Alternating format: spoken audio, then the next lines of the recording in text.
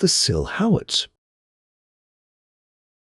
The small round gentleman who had come all the way to Gantic village from the extreme south of France and had blown his flageolet all day in Gantic Street without exciting its population in the least, was disgusted. Toward dusk he crossed the stile which divides Sanctuary Lane from the churchyard, and pausing, with a leg on each side of the bar, shook his fist back at the village, which lay below, its grey roofs and red chimneys just distinguishable here and there between a foamy sea of apple blossom and a haze of bluish smoke. He could not very well shake its dust off his feet, for this was hardly separable from the dust of many other places on his boots, and also it was mostly mud, but his gesture betokened extreme malevolence. "These Cornishmen," he said, "are pigs all. There is not a Cornishman that is not a big pig." He lifted the second leg wearily over the bar. "As for art fit, moreover, they shut up their churches." This was really a serious matter, for he had not a penny piece in his pocket. The last had gone to buy a loaf, and there was no lodging to be had in the village. The month was April, a bad time to sleep in the open, and though the night drew in tranquilly upon a day of broad sunshine, the earth had by no means sucked in the late heavy rains. The church porch, however, had a broad bench on either side and faced the south, away from the prevailing wind. He had made a mental note of this early in the day, being schooled to anticipate such straits as the present. As he passed up the narrow path between the graves with a gait like a limping hare's, he scanned his surroundings carefully. The churchyard was narrow and surrounded by a high grey wall, mostly hidden by an inner belt of well-grown cypresses. At one point, the ranks of these trees were broken for some 40 feet, and here the back of a small dwelling house abutted on the cemetery. There was one window only in the yellow-washed wall, and this window looked straight on the church porch. The flageolet player regarded it with suspicion, but the casement was shut and the blind drawn down. The aspect of the cottage, too, proclaimed that its inhabitants were very poor folk, not at all the sort to tell tales upon a casual tramp if they spied him bivouacking upon holy ground. He limped into the porch and cast off the blue bag that was strapped upon his shoulders. Out of it he drew a sheep's wool cape, worn very thin, and then turned the bag inside out, on the chance of discovering a forgotten crust. The search disappointed him, but he took it calmly, being on the whole a sweet-tempered man and not easily angered, except by an affront to his vanity. His violent indignation against the people of Gantic arose from their indifference to his playing. Had they even run out at their doors to listen and stare, he would not have minded their stinginess. He that cannot eat had best sleep. The little man passed the flat of his hand in the dusky light over the two benches, and having chosen the one with fewest asperities on its surface, tossed his bag and flageolet upon the other, pulled off his boots, folded his cape to make a pillow, and stretched himself at length. In less than 10 minutes he was sleeping dreamlessly. Over his head there hung a board containing a list or two of the parish ratepayers, and the usual notice of the spring training of the Royal Cornwall Rangers militia. This last placard had broken from 2 of its fastenings, and toward midnight was rustled by an eddy of the light wind so loudly as to wake the sleeper. He sat upright and lowered his bare feet upon the pavement.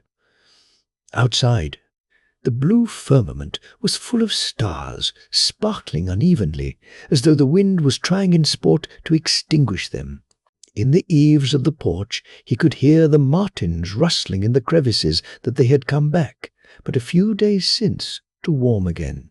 But what drew the man to the entrance was the window in the cottage over the wall. The lattice was pushed back, and the room inside was brightly lit.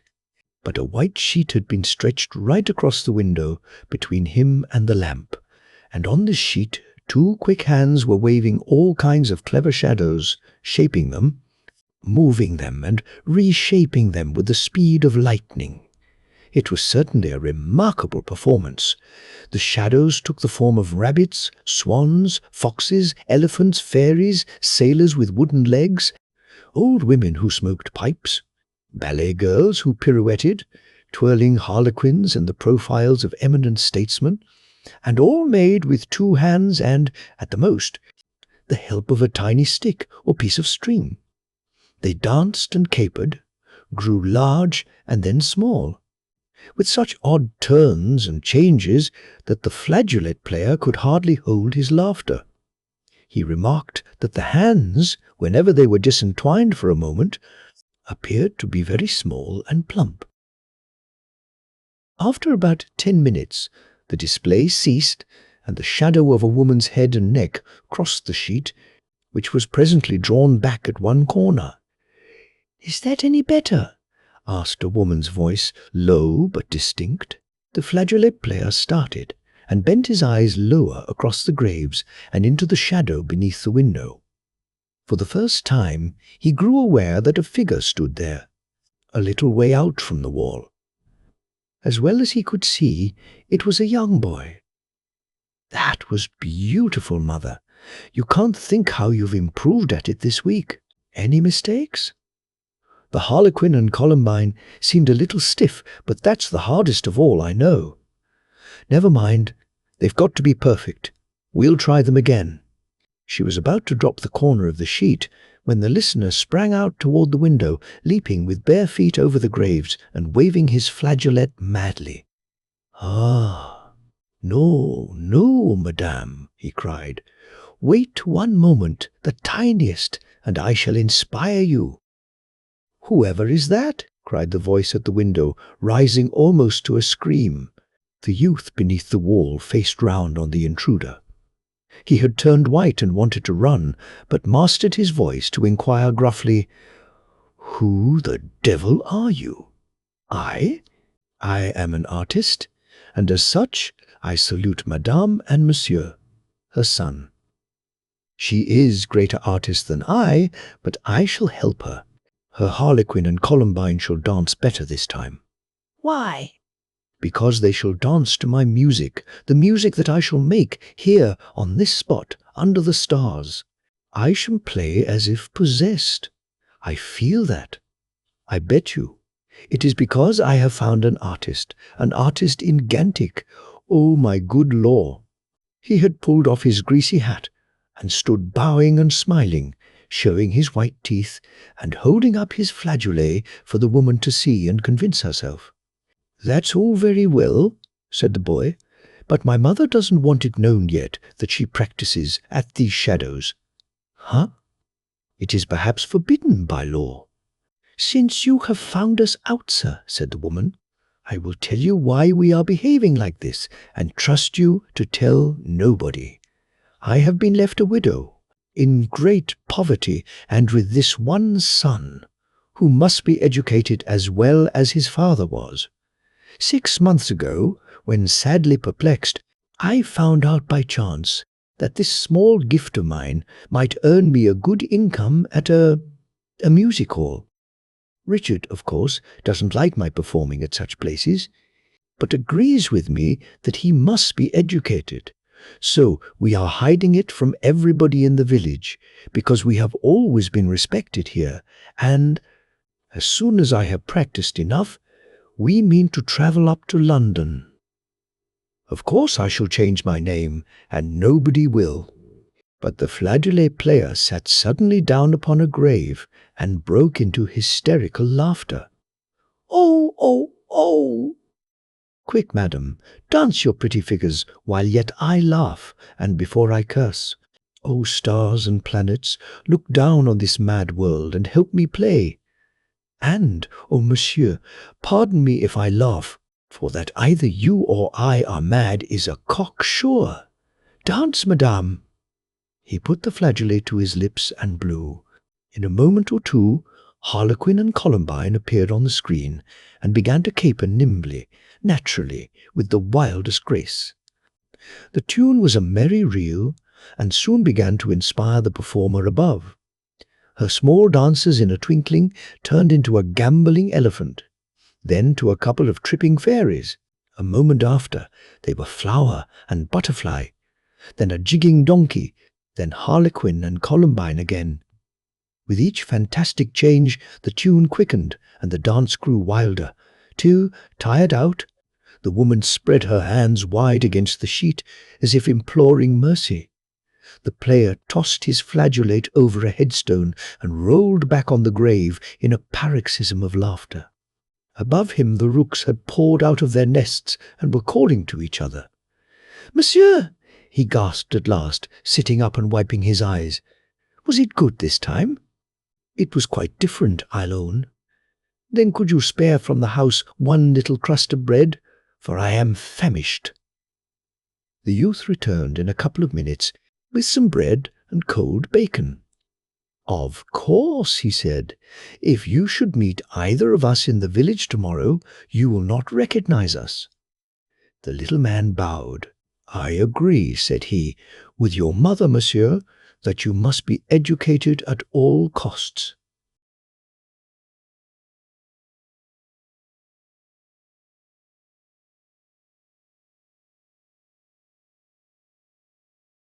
Strictly speaking, I never had a brother Henry, and yet I cannot say that Henry was an impostor. He came into existence in a curious way, and I can think of him now without malice as a child of smoke. The first I heard of Henry was at Pettigrew's house, which is in a London suburb, so conveniently situated that I can go there and back in one day. I was testing some new cabanas, I remember, when Pettigrew remarked that he had been lunching with a man who knew my brother Henry.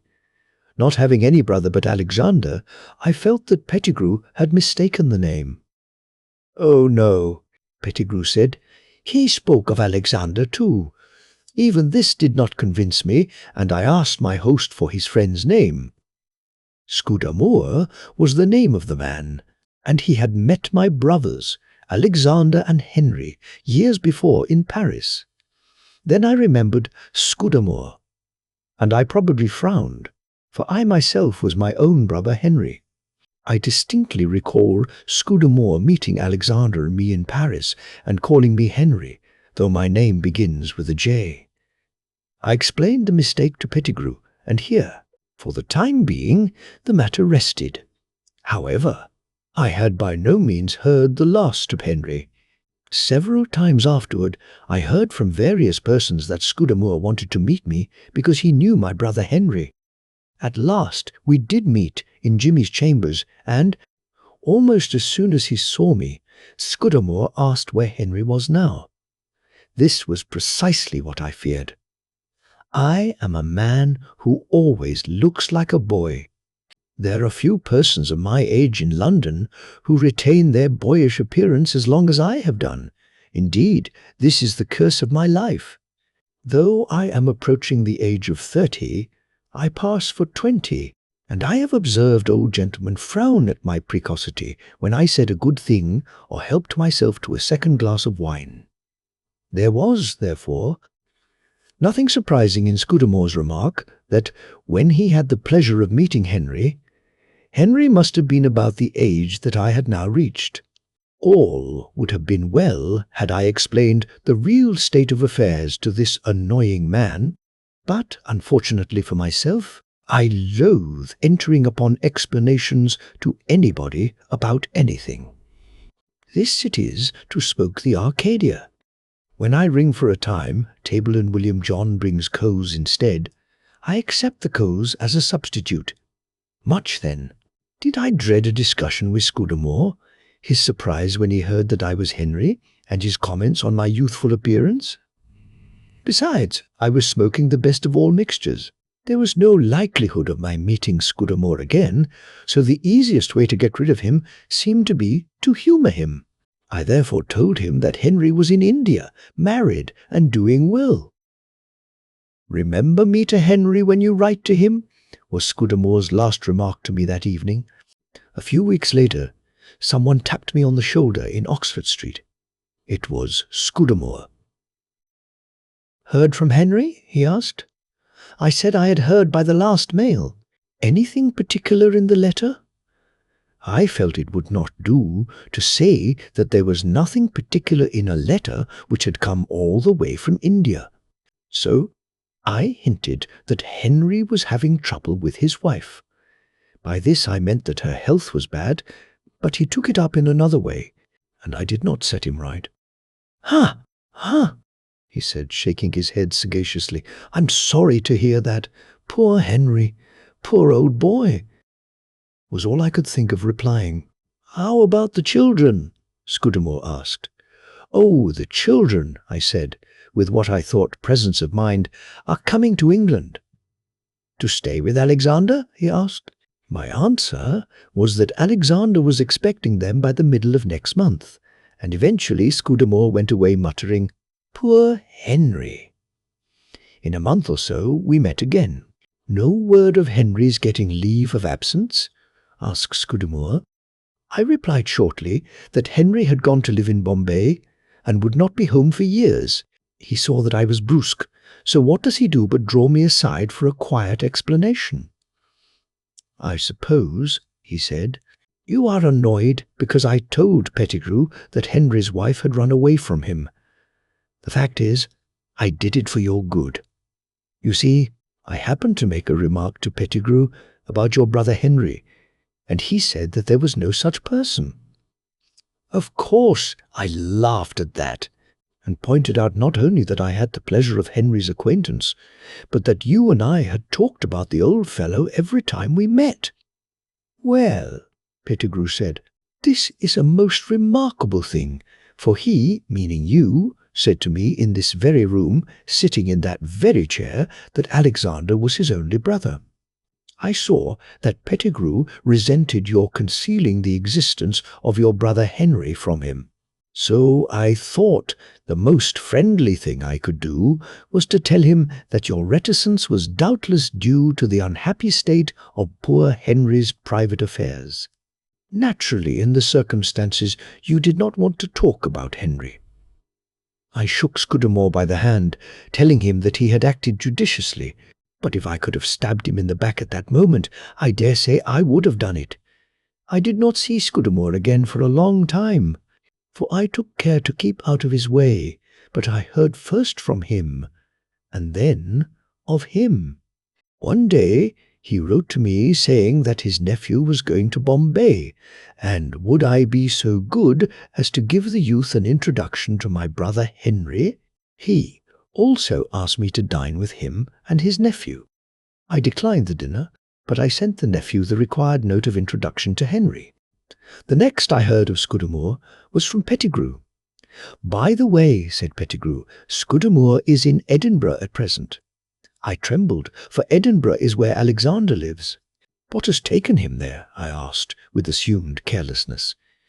Pettigrew believed it was business, but he added, "Scudamore asked me to tell you that he meant to call on Alexander, as he was anxious to see Henry's children." A few days afterward, I had a telegram from Alexander, who generally uses this means of communication when he corresponds with me. "Do you know a man, Scudamore?" "Reply," was what Alexander said. I thought of answering that we had met a man of that name when we were in Paris, but after consideration, I replied boldly, "Know no one of name of Scudamore." About 2 months ago I passed Scudamore in Regent Street, and he scowled at me. This I could have borne if there had been no more of Henry, but I knew that Scudamore was now telling everybody about Henry's wife. By and by, I got a letter from an old friend of Alexander's asking me if there was any truth in a report that Alexander was going to Bombay. Soon afterward, Alexander wrote to me saying he had been told by several persons that I was going to Bombay. In short, I saw that the time had come for killing Henry. So I told Pettigrew that Henry had died of fever, deeply regretted, and asked him to be sure to tell Scudamore, who had always been interested in the deceased's welfare. Pettigrew afterward told me that he had communicated the sad intelligence to Scudamore. "How did he take it?" I asked. "Well," Pettigrew said reluctantly, He told me that when he was up in Edinburgh, he did not get on well with Alexander, but he expressed great curiosity as to Henry's children. "Ah," I said, "the children were both drowned in the Forth. A sad affair, we can't bear to talk of it." I am not likely to see much of Scudamore again, nor is Alexander. Scudamore now goes about saying that Henry was the only one of us he really liked.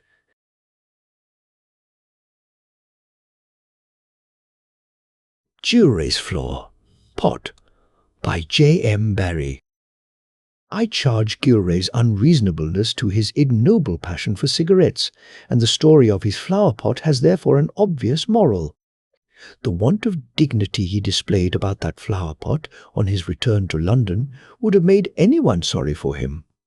I had my own work to look after, and really could not be tending his chrysanthemum all day. After he came back, however, there was no reasoning with him, and I admit that I never did water his plant, though always intending to do so.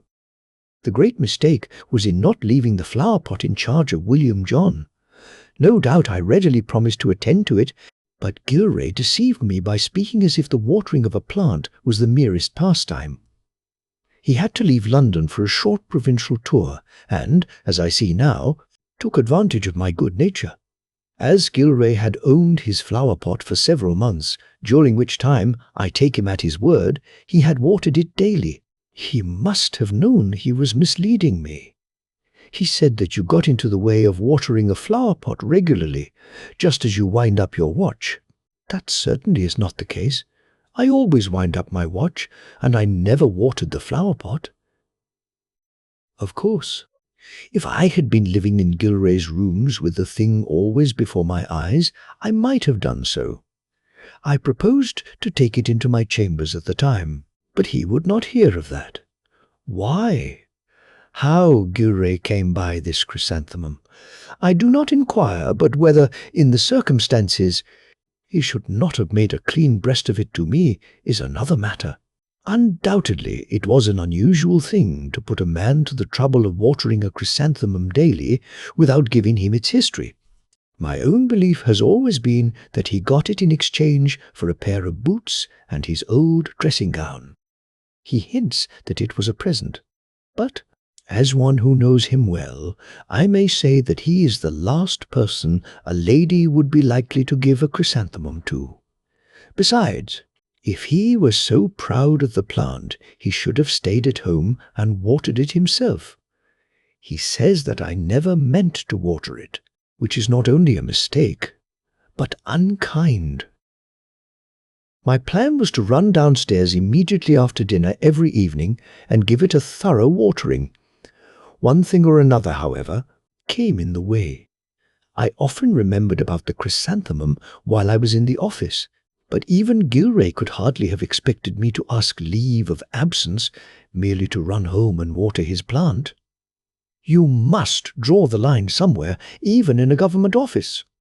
When I reached home, I was tired, inclined to take things easily, and not at all in a proper condition for watering flower pots. Then Arcadians would drop in. I put it to any sensible man or woman, could I have been expected to give up my friends for the sake of a chrysanthemum?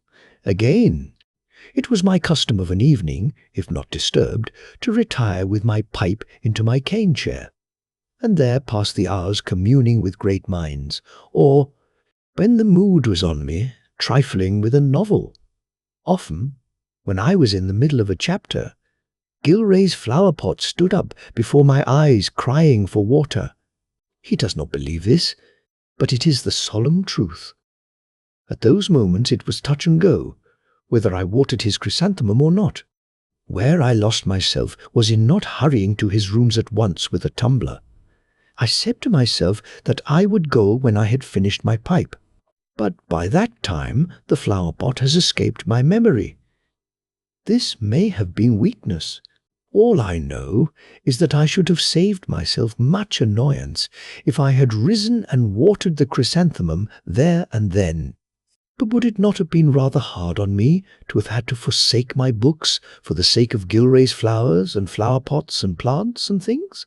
What right has a man to go and make a garden of his chambers?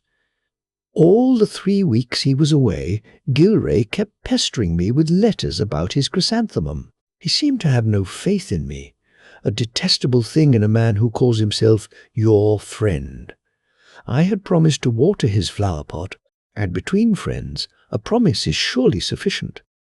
It is not so, however, when Gilray is one of them.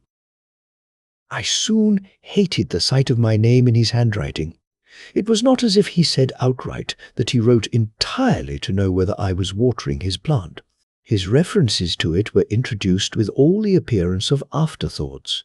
Often they took the form of postscripts.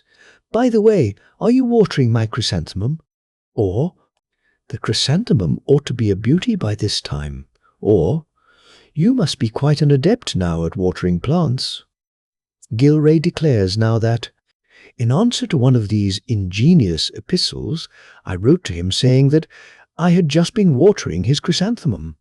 My belief is that I did no such thing, or, if I did, I meant to water it as soon as I had finished my letter.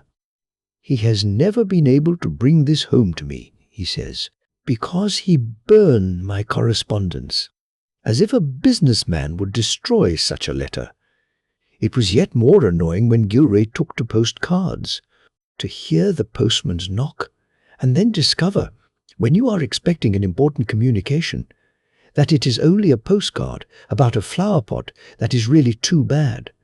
And then I consider that some of the postcards bordered upon insult. One of them said, "What about chrysanthemum? Reply at once."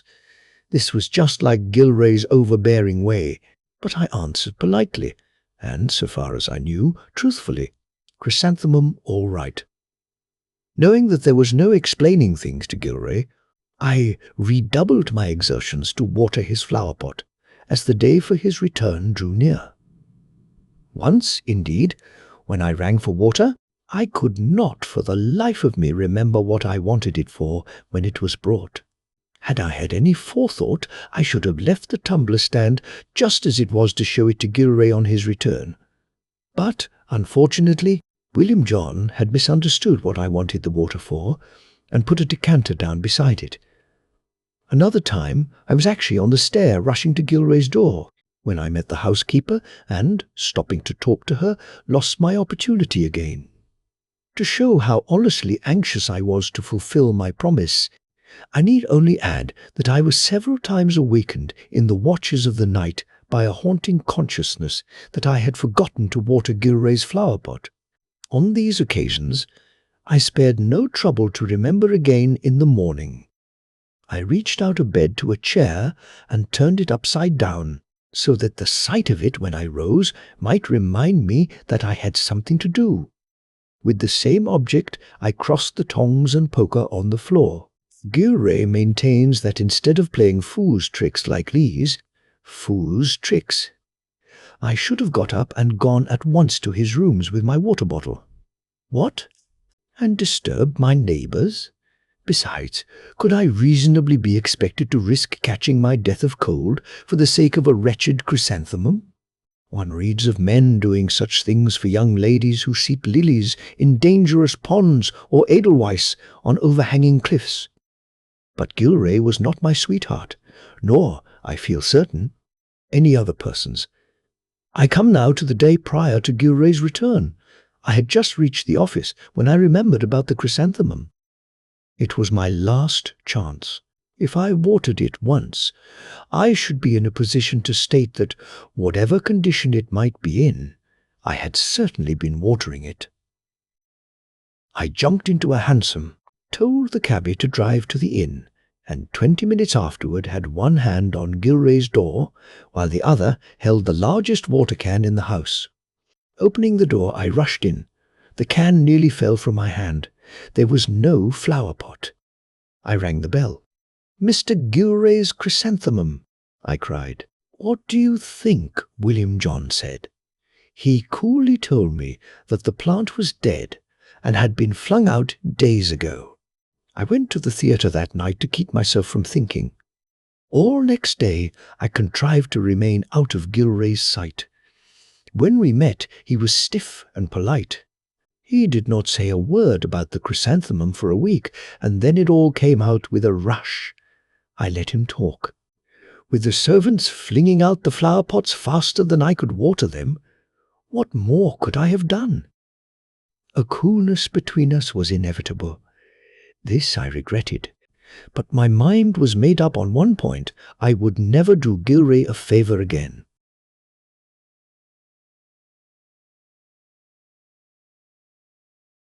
O'Leary's Second Love by Charles Lever.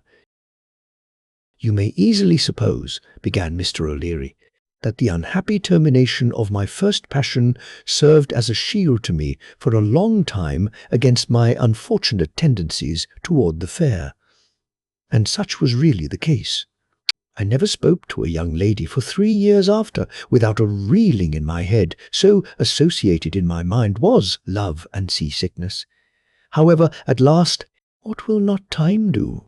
It was about 4 years from the date of this adventure when I became so oblivious of my former failure as again to tempt my fortune.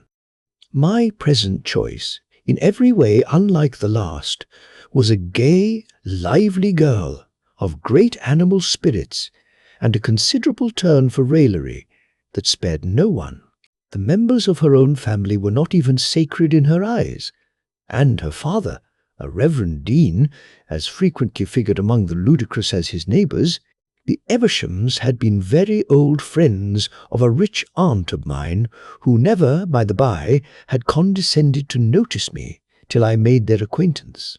But no sooner had I done so than she sent for me and gave me to understand that in the event of my succeeding to the hand of Fanny Eversham, I should be her heir and the possessor of about £60,000. She did not stop here, but by canvassing the Dean in my favour, speedily put the matter on a most favourable footing, and in less than 2 months I was received as the accepted suitor of the fair Fanny, then one of the reigning belles of Dublin. They lived at this time about 3 miles from town, in a very pretty country, where I used to pass all my mornings, and many of my evenings too, in a state of happiness that I should have considered perfect, if it were not for 2 unhappy blots. One, the taste of my betrothed for laughing at her friends; another, the diabolical propensity of my intended father-in-law to talk politics. To the former I could submit, but with the latter submission only made bad worse, for he invariably drew up as I receded, dryly observing that with men who had no avowed opinions it was ill-agreeing, or that with persons who kept their politics as a schoolboy, does his pocket-money, never to spend, and always ready to change, it was unpleasant to dispute. Such taunts as these I submitted to, as well I might, secretly resolving that as I now knew the meaning of Whig and Tory, I'd contrive to spend my life, after marriage, out of the worthy Dean's diocese. Time wore on, and at length, to my most pressing solicitations, it was conceded that a day for our marriage should be appointed. Not even the unlucky termination of this, my second love affair, can deprive me of the happy souvenir of the few weeks which were to intervene before our destined union. The mornings were passed in ransacking all the shops where wedding finery could be procured. Laces, blondes, velvets, and satins littered every corner of the deanery, and there was scarcely a carriage in a coachmaker's yard in the city that I had not sat and jumped in to try the springs, by the special direction of Mrs. Eversham, who never ceased to impress me with the awful responsibility I was about to take upon me, in marrying so great a prize as her daughter, a feeling I found very general among many of my friends at the Kildare Street Club. Among the many indispensable purchases which I was to make, and about which Fanny expressed herself more than commonly anxious, was a saddle-horse for me. She was a great horsewoman, and hated riding with only a servant, and had given me to understand as much about 6 times each day for the last 5 weeks. How shall I acknowledge it? Equestrianism was never my forte. I had all my life considerable respect for the horse as an animal, pretty much as I dreaded a lion or a tiger, but as to any intention of mounting upon the back of one and taking a ride, I should as soon have dreamed of taking an airing upon a giraffe, and as to the thought of buying, feeding, and maintaining such a beast at my own proper cost, I should just as soon have determined to purchase a pillory or a ducking stool, by way of amusing my leisure hours. However, Fanny was obstinate whether she suspected anything or not. I cannot say, but nothing seemed to turn her from her purpose, and although I pleaded 1,000 things in delay, yet she grew each day more impatient, and at last I saw there was nothing for it but to submit. When I arrived at this last bold resolve, I could not help feeling that to possess a horse and not be able to mount him was only deferring the ridicule.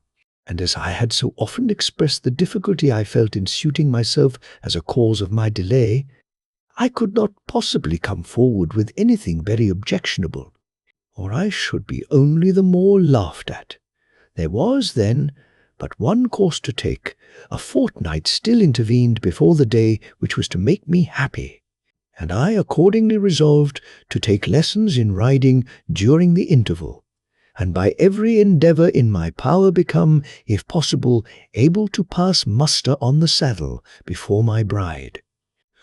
Poor old Lalouette understood but little of the urgency of the case when I requested his leave to take my lessons each morning at 6 o'clock, for I dared not absent myself during the day without exciting suspicion, and never, I will venture to assert, did knight-errant of old strive harder for the hand of his lady-love than did I during that weary fortnight, if a hippogriff had been the animal I bestrode, instead of being, as it was, an old wall-eyed grey. I could not have felt more misgivings at my temerity, or more proud of my achievement. In the first 3 days, the unaccustomed exercise proved so severe that when I reached the deanery, I could hardly move, and crossed the floor pretty much as a pair of compasses might be supposed to do if performing that exploit. Nothing, however, could equal the kindness of my poor dear mother-in-law in embryo, and even the dean too. Fanny, indeed, said nothing, but I rather think she was disposed to giggle a little. But my rheumatism, as it was called, was daily inquired after, and I was compelled to take some infernal stuff in my port wine at dinner that nearly made me sick at table. "I am sure you walk too much," said Fanny, with one of her knowing looks. "Papa, don't you think he ought to ride? It would be much better for him." "I do, my dear," said the dean, "but then you see he is so hard to be pleased in a horse. Your old hunting days have spoiled you, but you must forget Melton and Grantham, and condescend to keep a hack. I must have looked confoundedly foolish here, for Fanny never took her eyes off me and continued to laugh in her own wicked way. It was now about the 9th or 10th day of my purgatorial performances, and certainly, if there be any merit in fleshly mortifications, these religious exercises of mine should stand my part hereafter. A review had been announced in the Phoenix Park, which Fanny had expressed herself most desirous to witness, and as the dean would not permit her to go without a chaperone, I had no means of escape, and promised to escort her. No sooner had I made this rash pledge than I hastened to my confidential friend Lalouette, and having imparted to him my entire secret, asked him in a solemn and imposing manner, "Can I do it?" The old man shook his head dubiously, looked grave, and muttered at length, "Mosh depend on the horse." I know it, I feel it," said I eagerly. "Then where are we to find an animal that will carry me peaceably through this awful day?" "I care not for his price." "Votre affaire ne sera pas trop chère," said he. "Why, how do you mean?" said I. He then proceeded to inform me that, by a singularly fortunate chance, there took place that day an auction of cast horses, as they are termed, which had been used in the horse police force, and that from long riding and training to stand fire, nothing could be more suitable than one of these, being both easy to ride and not given to start at noise. I could have almost hugged the old fellow for his happy suggestion, and waited with impatience for 3 o'clock to come, when we repaired together to Essexbridge, at that time the place selected for these sales. I was at first a little shocked at the look of the animals drawn up. They were most miserably thin. Most of them swelled in the legs, few without sore backs, and not one eye on an average in every 3. But still, they were all high steppers, and carried a great tail. "There's your affair," said the old Frenchman, as a long-legged, fiddle-headed beast was led out, turning out his forelegs so as to endanger the man who walked beside him. "Yes, there's blood for you," said Charlie Dicer, seeing my eye fixed on the wretched beast. "Equal to 15 stone, with any foxhounds, safe in all his paces and warranted sound, except," added he in a whisper, "a slight spavin in both hind legs, ring bone, and a little touch in the wind." Here the animal gave an approving cough. "Will any gentleman say £50 to begin?" But no gentleman did. A hackney coachman, however, said 5, and the sale was opened, the beast trotting up and down nearly over the bidders at every moment, and plunging on so that it was impossible to know what was doing. 5, 10, 15, £6. "Thank you, Sir Guineas, £7, said I, bidding against myself, not perceiving that I had spoken last.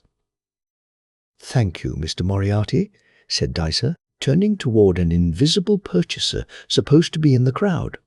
"Thank you, sir. You'll not let a good one go that way."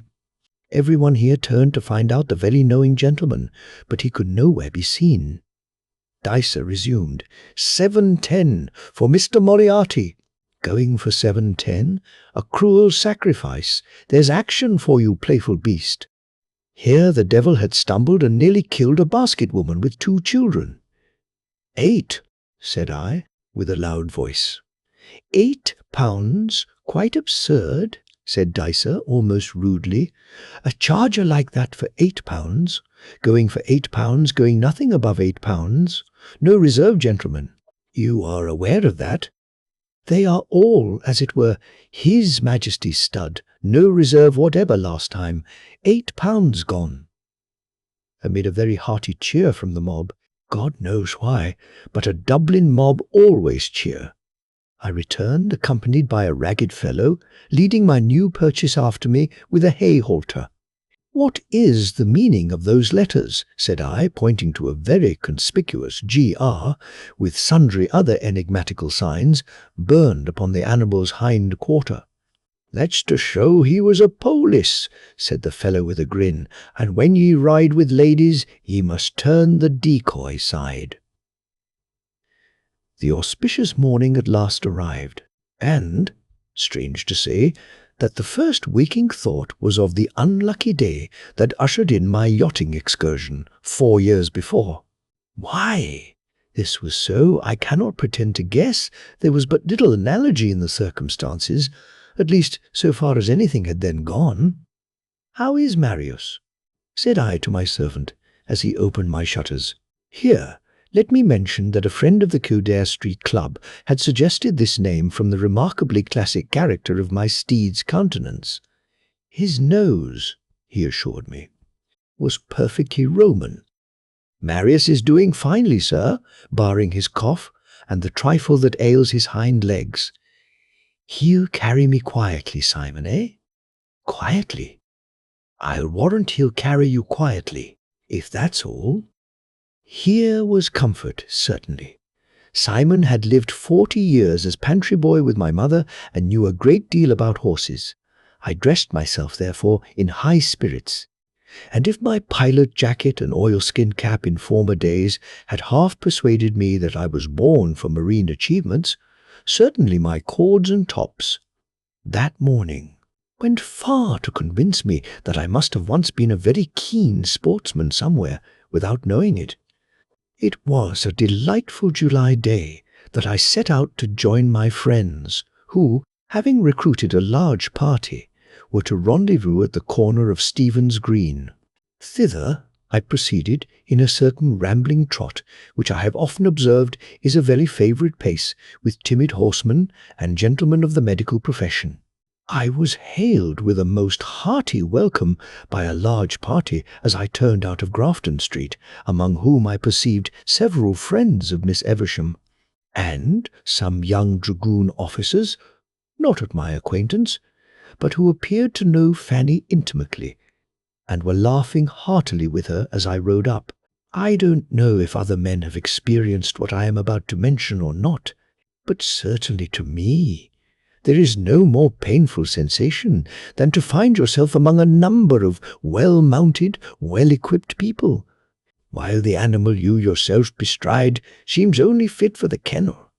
Every look that is cast at your unlucky steed, every whispered observation about you, are so many thorns in your flesh, till at last you begin to feel that your appearance is for very little else than the amusement and mirth of the assembly, and every time you rise in your stirrups you excite a laugh. "Where, for mercy's sake, did you find that creature?"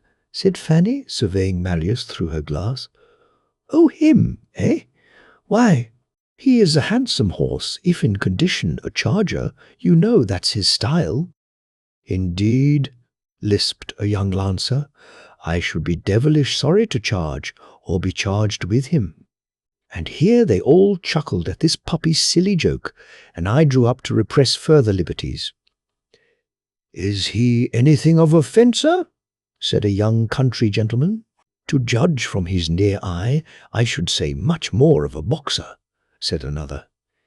Here commenced a running fire of pleasantry at the expense of my poor steed, which, not content with attacking his physical, extended to his moral qualities, an old gentleman near me observing that I ought not to have mounted him at all, seeing he was so deuced groggy, to which I replied, by insinuating that if others present were as free from the influence of ardent spirits, society would not be a sufferer, an observation that, I flatter myself, turned the mirth against the old fellow, for they all laughed for a quarter of an hour after.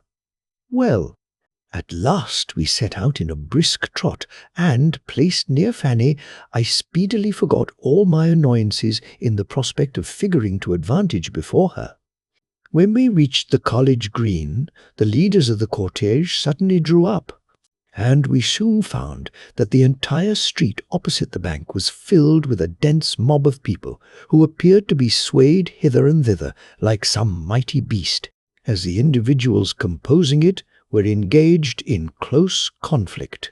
It was nothing more nor less than one of those almost weekly rows which then took place between the students of the university and the townspeople, and which rarely ended without serious consequences.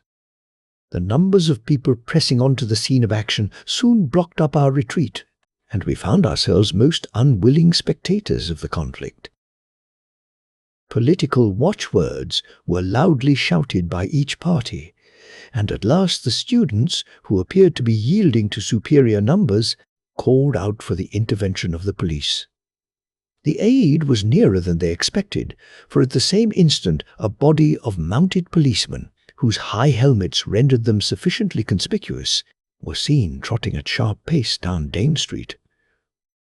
On they came with drawn sabres, led by a well-looking, gentleman-like personage in plain clothes, who dashed at once into the middle of the fray, issuing his orders and pointing out to his followers to secure the ringleaders. Up to this moment I had been a most patient and rather amused spectator of what was doing. Now, however, my part was to commence, for at the word "charge," given in a harsh, deep voice by the sergeant of the party, Marius, remembering his ancient instinct, pricked up his ears, cocked his tail, flung up both his hind legs till they nearly broke the provost's windows, and plunged into the thickest of the fray like a devil incarnate. Self-preservation must be a strong instinct, for I well remember how little pain it cost me to see the people tumbling and rolling beneath me, while I continued to keep my seat. It was only a moment before, and that immense mass were a man-to-man encounter. Now all the indignation of both parties seemed turned upon me. Brickbats were loudly implored, and paving stones begged to throw at my devoted head. The wild huntsman of the German romance never created half the terror, nor 1/10 of the mischief that I did in less than 15 minutes. For the ill-starred beast continued, twining and twisting like a serpent, plunging and kicking the entire time, and occasionally biting too, all which accomplishments I afterwards learned, however little in request in civil life, are highly prized in the horse police. Every new order of the sergeant was followed in his own fashion by Marius, who very soon contrived to concentrate in my unhappy person all the interest of about 1,500 people. "Secure that scoundrel," said the magistrate, pointing with his finger towards me, as I rode over a respectable-looking old lady with a grey muff. "Secure him. Cut him down." "Ah, devil's luck to him if he do," said a newsmonger with a broken shin. On I went, however, and now, as the fates would have it, instead of bearing me out of further danger, the confounded brute dashed onward to where the magistrate was standing, surrounded by policemen. I thought I saw him change colour as I came on. I suppose my own looks were none of the pleasantest, for the worthy man evidently liked them not. Into the midst of them we plunged, upsetting a corporal, horse and all, and appearing as if bent upon reaching the alderman. "Cut him down, for heaven's sake! Will nobody shoot him?" said he, with a voice trembling with fear and anger. At these words a wretch lifted up his sabre and made a cut at my head. I stooped suddenly, and throwing myself from the saddle, seized the poor alderman round the neck, and both came rolling to the ground together. So completely was he possessed with the notion that I meant to assassinate him, that while I was endeavouring to extricate myself from his grasp, he continued to beg his life in the most heart-rending manner. My story is now soon told.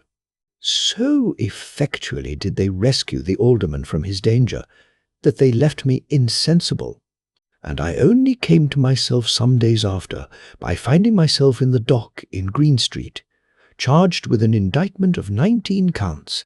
The only word of truth is what lay in the preamble, for the devil inciting me only would ever have made me the owner of that infernal beast, the cause of all my misfortunes.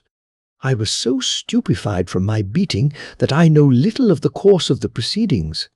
My friends told me afterward that I had a narrow escape from transportation, but for the greatest influence exerted in my behalf, I should certainly have passed the autumn in the agreeable recreation of pounding oyster shells or carding wool, and it certainly must have gone hard with me, for, stupefied as I was, I remember the sensation in court when the alderman made his appearance with a patch over his eye, the affecting admonition of the little judge who, when passing sentence upon me, adverted to the former respectability of my life and the rank of my relatives, actually made the galleries weep. 4 months in Newgate and a fine to the king then rewarded my taste for horse exercise, and it's no wonder if I prefer going on foot. As to Miss Eversham, the following short note from the Dean concluded my hopes in that quarter. Deanery, Wednesday morning. Sir, after the very distressing publicity to which your late conduct has exposed you, the so open avowal of political opinions, at variance with those, I will say, of every gentleman, and the recorded sentence of a judge on the verdict of 12 of your countrymen, I should hope that you will not feel my present admonition necessary to inform you that your visits to my house shall cease.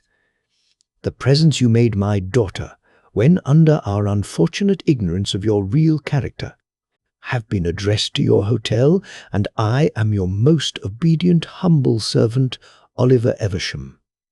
Here ended my second affair, par amour, and I freely confess to you that if I can only obtain a wife in a sea voyage or a steeplechase, I am likely to fulfill one great condition in modern advertising, as having no encumbrance nor any objection to travel.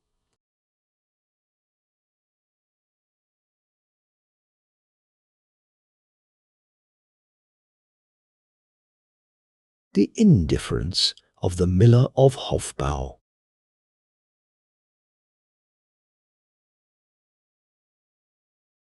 There is a swift little river running by the village of Hofbau, and on the river is a mill, kept in the days of King Rudolph III, by a sturdy fellow who lived there all alone.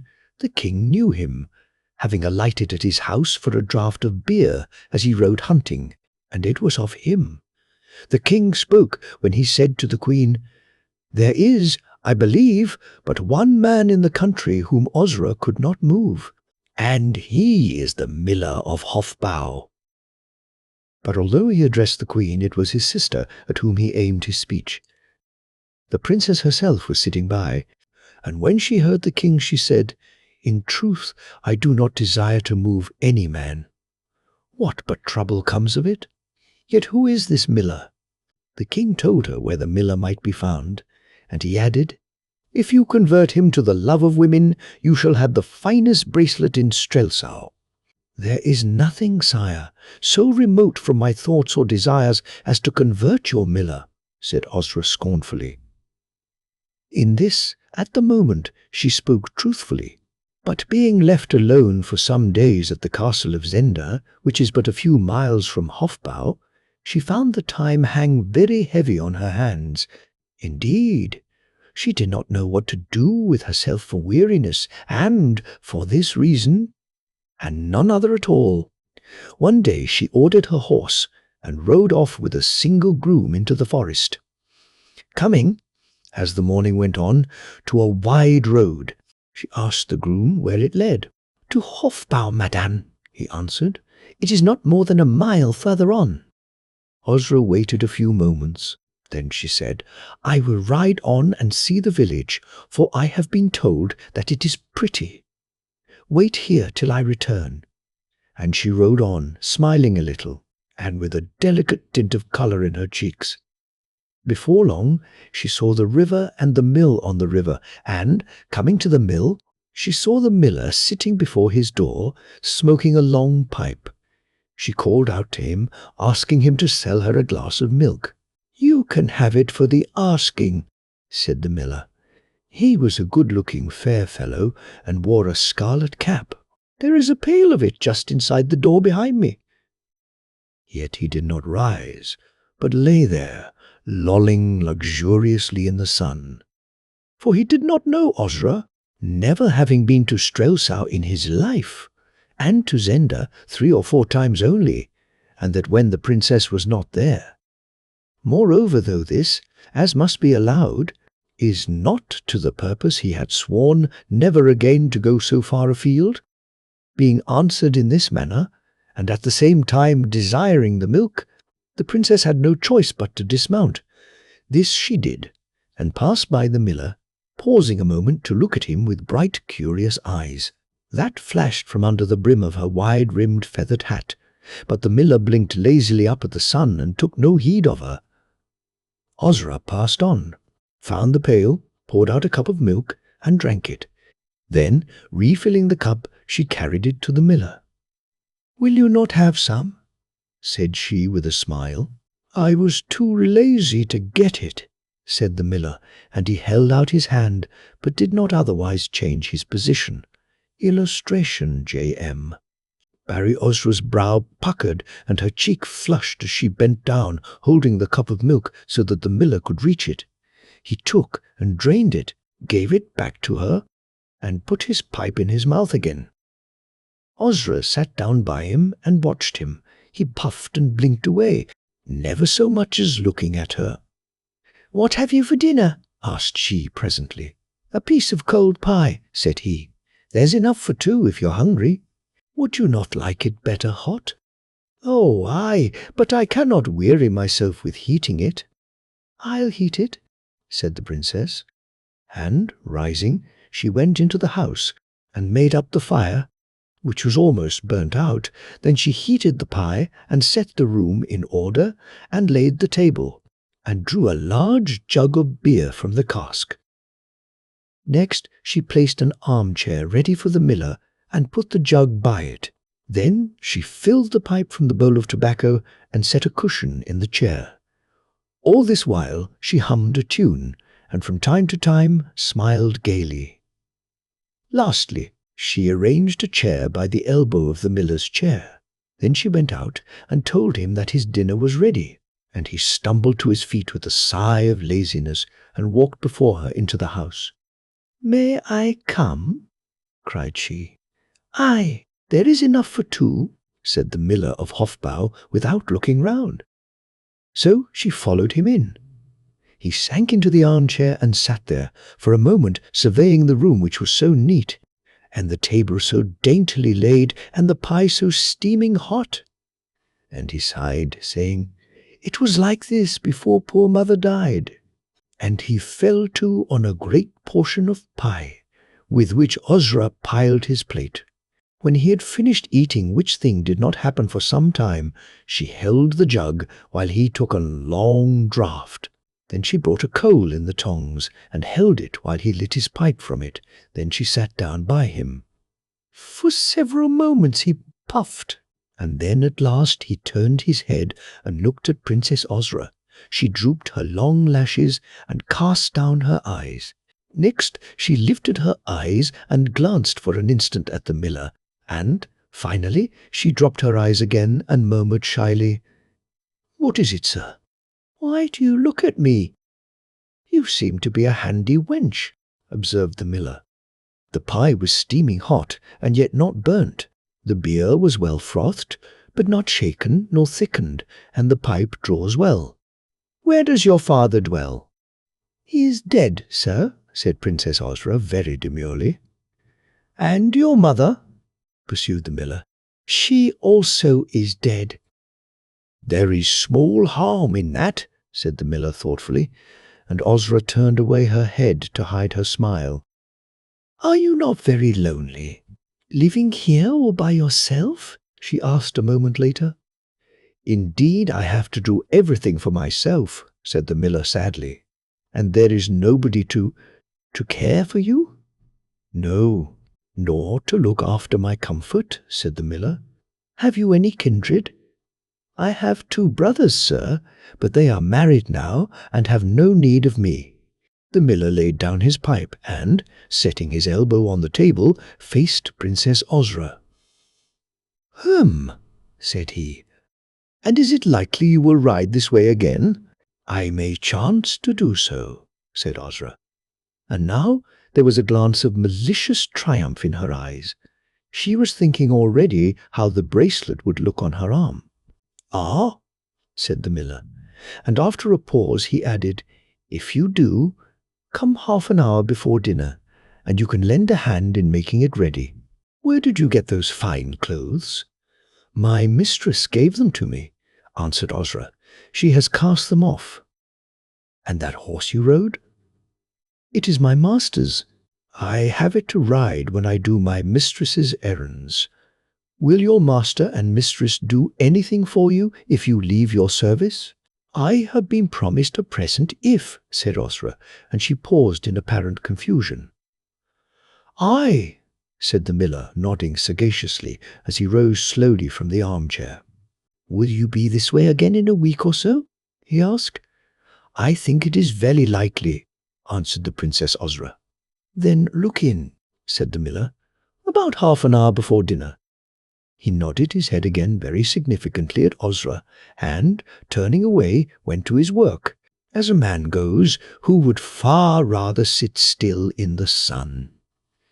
But just as he reached the door, he turned his head and asked, "Are you sturdy?"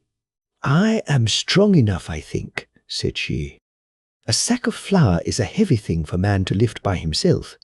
remarked the miller, and with that he passed through the door and left her alone. Then she cleared the table, put the pie or what was left in the larder, set the room in order, refilled the pipe, stood the jug handy by the cask, and, with a look of great satisfaction on her face, tripped out to where her horse was, mounted, and rode away. The next week, and the interval had seemed long to her, and no less long to the miller of Hofbau, she came again, and so the week after, and in the week following that she came twice, and on the second of these 2 days, after dinner, the miller did not go off to his sacks, but he followed her out of the house, pipe in hand, when she went to mount her horse, and as she was about to mount, he said, "Indeed, you're a handy wench." "You say much of my hands, but nothing of my face," remarked Princess Ozra. "Of your face?" repeated the miller in some surprise. "What should I say of your face?" "Well, is it not a comely face?" said Ozra, turning towards him that he might be better able to answer her question. The miller regarded her for some minutes, then a slow smile spread on his lips. "Oh, aye, it is well enough," said he. Then he laid a floury finger on her arm as he continued, "If you come next week, why, it is but 1/2 mile to church. I'll have the cart ready and bid the priest be there. What's your name?" For he had not hitherto asked Ozra's name. "Rosa Schwartz," said she, and her face was all alight with triumph and amusement. "Yes, I shall be very comfortable with you," said the miller. "We will be at the church an hour before noon, so that there may be time afterwards for the preparation of dinner." "That will be on Thursday in next week?" asked Ozra. "Aye, on Thursday," said the miller, and he turned on his keel. But in a minute he turned again, saying, "Give me a kiss then, since we are to be man and wife." And he came slowly towards her, holding his arms open. "Nay, the kiss will wait till Thursday. Maybe there will be less flour on your face then." And with a laugh she dived under his outstretched arms and made her escape. The day being warm, the miller did not put himself out by pursuing her, but stood where he was with a broad, comfortable smile on his lips, and so he watched her ride away. Now, as she rode, the princess was much occupied in thinking of the miller of Hofbau. Elated and triumphant as she was at having won from him a promise of marriage, she was yet somewhat vexed that he had not shown a more passionate affection, and this thought clouded her brow for full 1/2 an hour. But then her face cleared. "Still waters run deep," she said to herself. "He is not like these court gallants who have learnt to make love as soon as they learn to walk, and cannot talk to a woman without bowing and grimacing and sighing at every word. The miller has a deep nature, and surely I have won his heart, or he would not take me for his wife. Poor miller! I pray that he may not grieve very bitterly when I make the truth known to him." And then, at the thought of the grief of the miller, her face was again clouded, but it again cleared when she considered of the great triumph that she had won, and how she would enjoy a victory over the king, and would have the finest bracelet in all Strelsau as a gift from him. Thus she arrived at the castle in the height of merriment and exultation. It chanced that the king came to Zenda that night, to spend a week hunting the boar in the forest, and when Ozra, all blushing and laughing, told him of her success with the miller of Hofbau, he was greatly amused, and swore that no such girl ever lived, and applauded her, renewing his promise of the bracelet, and he declared that he would himself ride with her to Hofbau on the wedding day, and see how the poor miller bore his disappointment. "Indeed, I do not see how you are going to excuse yourself to him," he laughed. "A purse of 500 crowns must do that office for me," said she. "What? Will crowns patch a broken heart? His broken heart must heal itself, as men's broken hearts do, brother. In truth, sister, I have known them cure themselves. Let us hope it may be so with the miller of Hofbau. At the worst, I have revenged the wrongs of women on him. It is unendurable that any man should scorn us, be he king or miller." "It is indeed very proper that he should suffer great pangs," said the king, "in spite of his plaster of crowns. I shall love to see the stolid fellow sighing and moaning like a lovesick courtier." So they agreed to ride together to the miller's at Hofbau on the day appointed for the wedding, and both of them waited with impatience for it. But with the bad luck that pursues mortals, even though they be princes, in this poor world, it happened that early in the morning of the Thursday, a great officer came riding post-haste from Strelsau to take the king's commands on high matters of state, and, although Rudolf was sorely put out of temper by this untoward interruption, yet he had no alternative but to transact the business before he rode to the miller's at Hofbau. So he sat fretting and fuming while long papers were read to him, and the princess walked up and down the length of the drawbridge, fretting also. For before the king could escape from his affairs, the hour of the wedding was already come, and doubtless the miller of Hofbau was waiting with the priest in the church. Indeed, it was 1 o'clock or more before Osra and the king set out from Zenda, and they had then a ride of an hour and a half. And all this when Osra should have been at the miller's at 11 o'clock. "Poor man, he will be half mad with waiting and with anxiety for me," cried Osra. "I must give him another 100 crowns on account of it." And she added, after a pause, "I pray he may not take it too much to heart, Rudolf. We must try to prevent him doing himself any mischief in his despair," smiled the king. "Indeed, it is a serious matter," pouted the princess, who thought the king's smile out of place. "It was not so when you began it," said her brother, and Osra was silent. Then about 2:30 they came in sight of the mill. Now the king dismounted, while they were still several 100 yards away, and tied his horse to a tree in a clump by the wayside, and when they came near to the mill he made a circuit and approached from the side, and, creeping along to the house, hid himself behind a large water-butt which stood just under the window. From that point he could hear what passed inside the house, and could see if he stood erect. But Osra rode up to the front of the mill as she had been accustomed, and, getting down from her horse, walked up to the door. The miller's cart stood in the yard of the mill, but the horse was not in the shafts, and neither the miller nor anybody else was to be seen about, and the door of the house was shut. "He must be waiting at the church," said she, "but I will look in and make sure. Indeed, I feel half afraid to meet him." And her heart was beating rapidly, and her face was rather pale as she walked up to the door, for she feared what the miller might do in the passion of his disappointment at learning who she was, and that she could not be his wife. "I hope the 600 crowns will comfort him," she said, as she laid her hand on the latch of the door. And she sighed, her heart being heavy for the miller, and maybe a little heavy also for the guilt that lay on her conscience for having deceived him. Now, when she lifted the latch and opened the door, the sight that met her eyes was this: the table was strewn with the remains of a brave dinner. 2 burnt-out pipes lay beside the plates. A smaller table was in front of the fire. On it stood a very large jug, entirely empty, but bearing signs of having been full not so long ago, and on either side of it, each in an armchair, sat the priest of the village and the miller of Hofbau. Both of them were sleeping very contentedly, and snoring somewhat as they slept.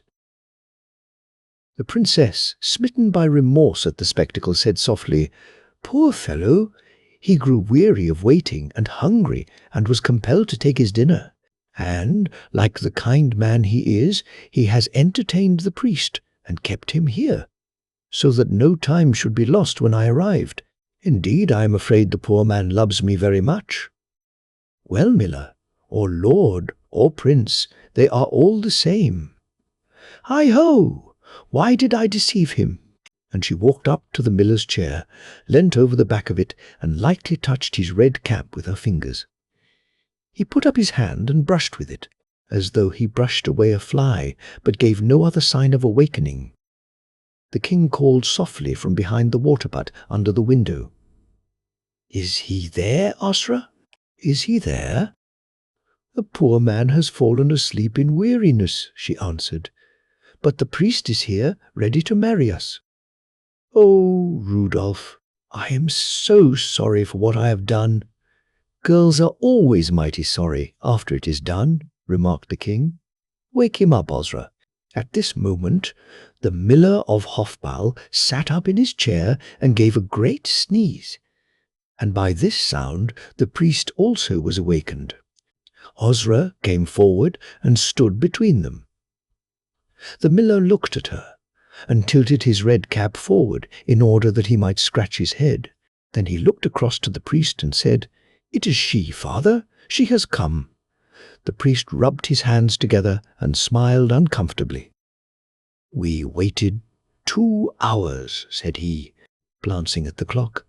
"See, it is 3 o'clock now." "I am sorry you waited so long," said Osra, "but I could not come before. And now that I am come, I cannot." But here she paused in great distress and confusion, not knowing how to break her sad tidings to the miller of Hofbau. The miller drew his legs up under his chair and regarded Osra with a grave air. "You should have been here at 11, said he. "I went to the church at 11, and the priest was there, and my cousin Hans to act as my groom, and my cousin Gertrude to be your maid. There we waited hard on 2 hours." "But you did not come." "I am very sorry," pleaded Princess Osra. The king laughed low to himself behind the water-butt, being much amused at her distress and her humility. "And now that you are come," pursued the miller, scratching his head again, "I do not know what we are to do." He looked again at the priest, seeking counsel. At this, the Princess Osra, thinking that an opportunity had come, took the purse of 600 crowns from under her cloak and laid it on the table. "What is this?" said the miller, for the first time showing some eagerness. "They are for you," said Osra, as she watched him while he unfastened the purse. Then he poured the crowns out on the table and counted them one by one till he had told all the 600. Then he raised his hands above his head, let them fall again, sighed slightly, and looked across at the priest. "I warned you not to be in such a hurry, friend miller," remarked the priest. "I waited 2 hours," said the miller plaintively, "and you know that she is a handy wench and very fond of me." He began to gather up the crowns and return them to the purse. "I trust I am a handy wench," said Osra, smiling, yet still very nervous. "And, indeed, I have a great regard for the miller. But—" "Nay, he does not mean you," interrupted the priest. 600, sighed the miller, "and Gertrude has but 200.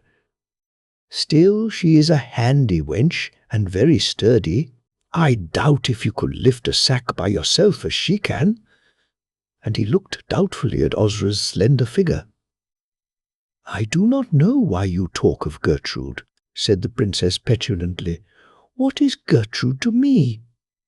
"Why, I take it that she is nothing at all to you," answered the priest, folding his hands on his lap and smiling placidly. Still, for my part, I bade him wait a little longer. "I waited 2 hours, said the miller, "and Gertrude urged me, saying that you would not come, and that she would look after me better than you, being one of the family. And she said it was hard that she should have no husband, while her own cousin married a stranger. And since it was all the same to me, provided I got a handy and sturdy wench." "What?" cried the Princess Osra, and the king was so interested that he rose up from behind the water-butt and, leaning his elbows on the window-sill, looked in and saw all that happened. "It being," pursued the miller of Hofbau, "all the same to me, so that I got what I wanted. Why, when you did not come?" "He married his cousin," said the priest. A sudden roar of laughter came from the window. All three turned round, but the king ducked his head and crouched again behind the water butt before they saw him. "Who was that?" cried the priest. "A lad that came to hold my horse," answered Osra hastily, and then she turned fiercely on the miller. "And that," she said, "was all you wanted. I thought you loved me." "Aye, I liked you very well," said the miller. "You are a handy." A stamp of her foot drowned the rest. "But you should have come in time," he went on. "And this Gertrude, is she pretty?" demanded Osra. "Gertrude is well enough," said the miller, "but she has only 200 crowns. And he put the purse, now full again, on the table with a resigned sigh.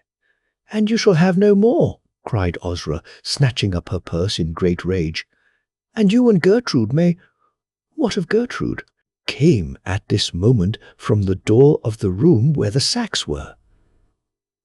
The princess turned round swift as the wind, and she saw in the doorway a short and very broad girl with a very wide face and straggling hair.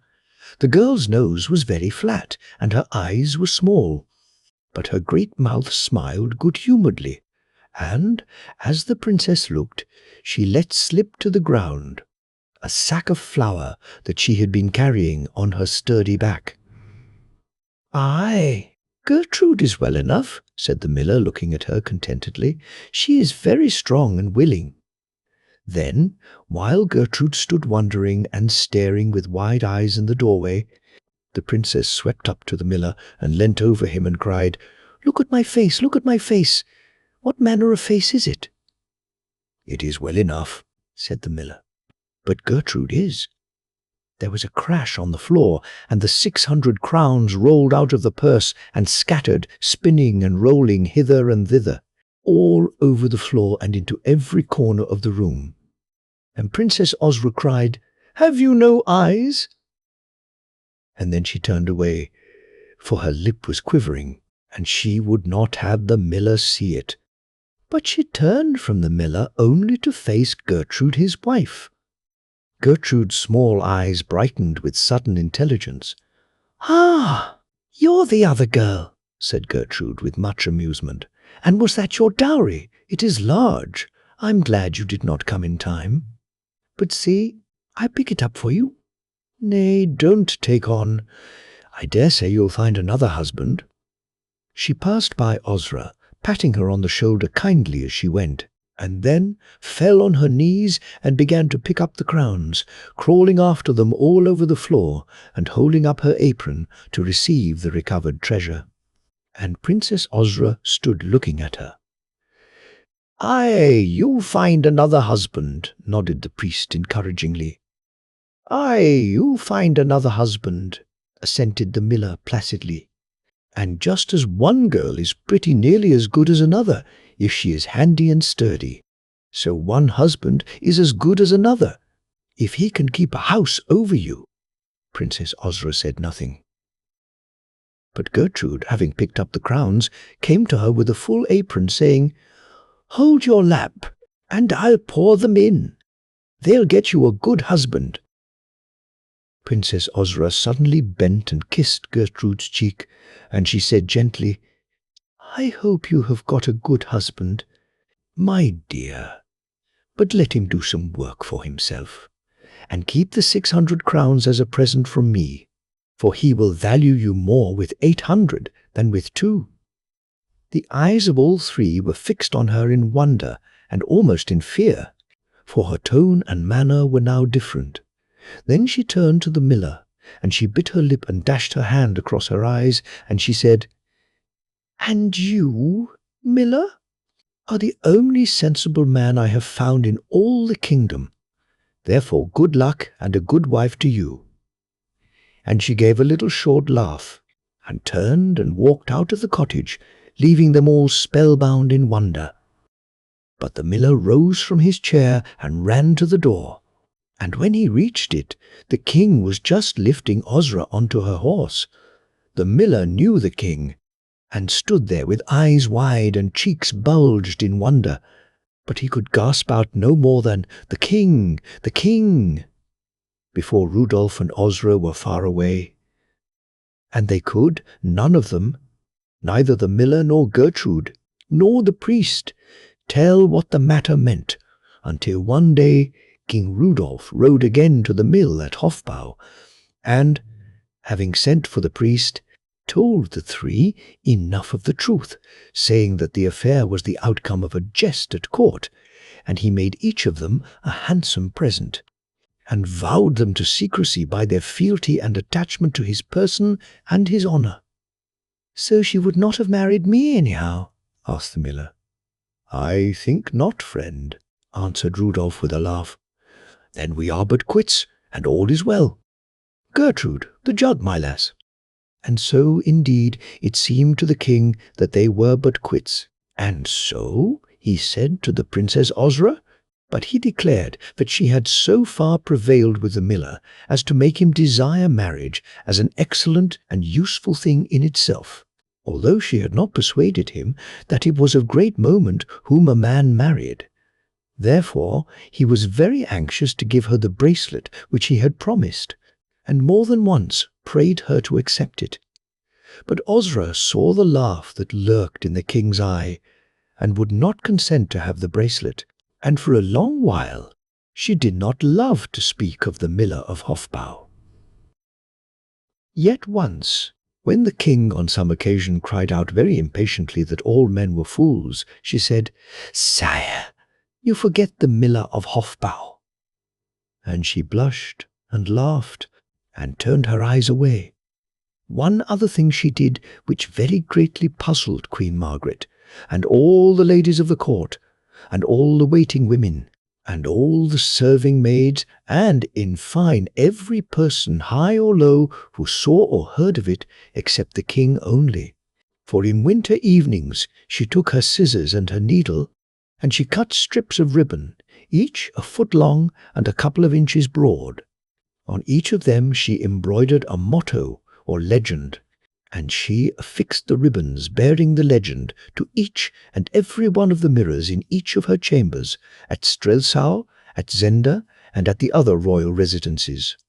And her waiting women noticed that, whenever she had looked in the mirror and smiled at her own image or shewn other signs of pleasure in it, she would then cast her eyes up to the legend, and seem to read it, and blush a little, and laugh a little, and sigh a little, the reason for which things they could by no means understand.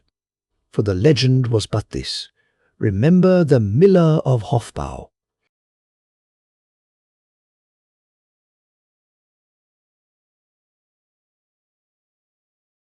The stolen body.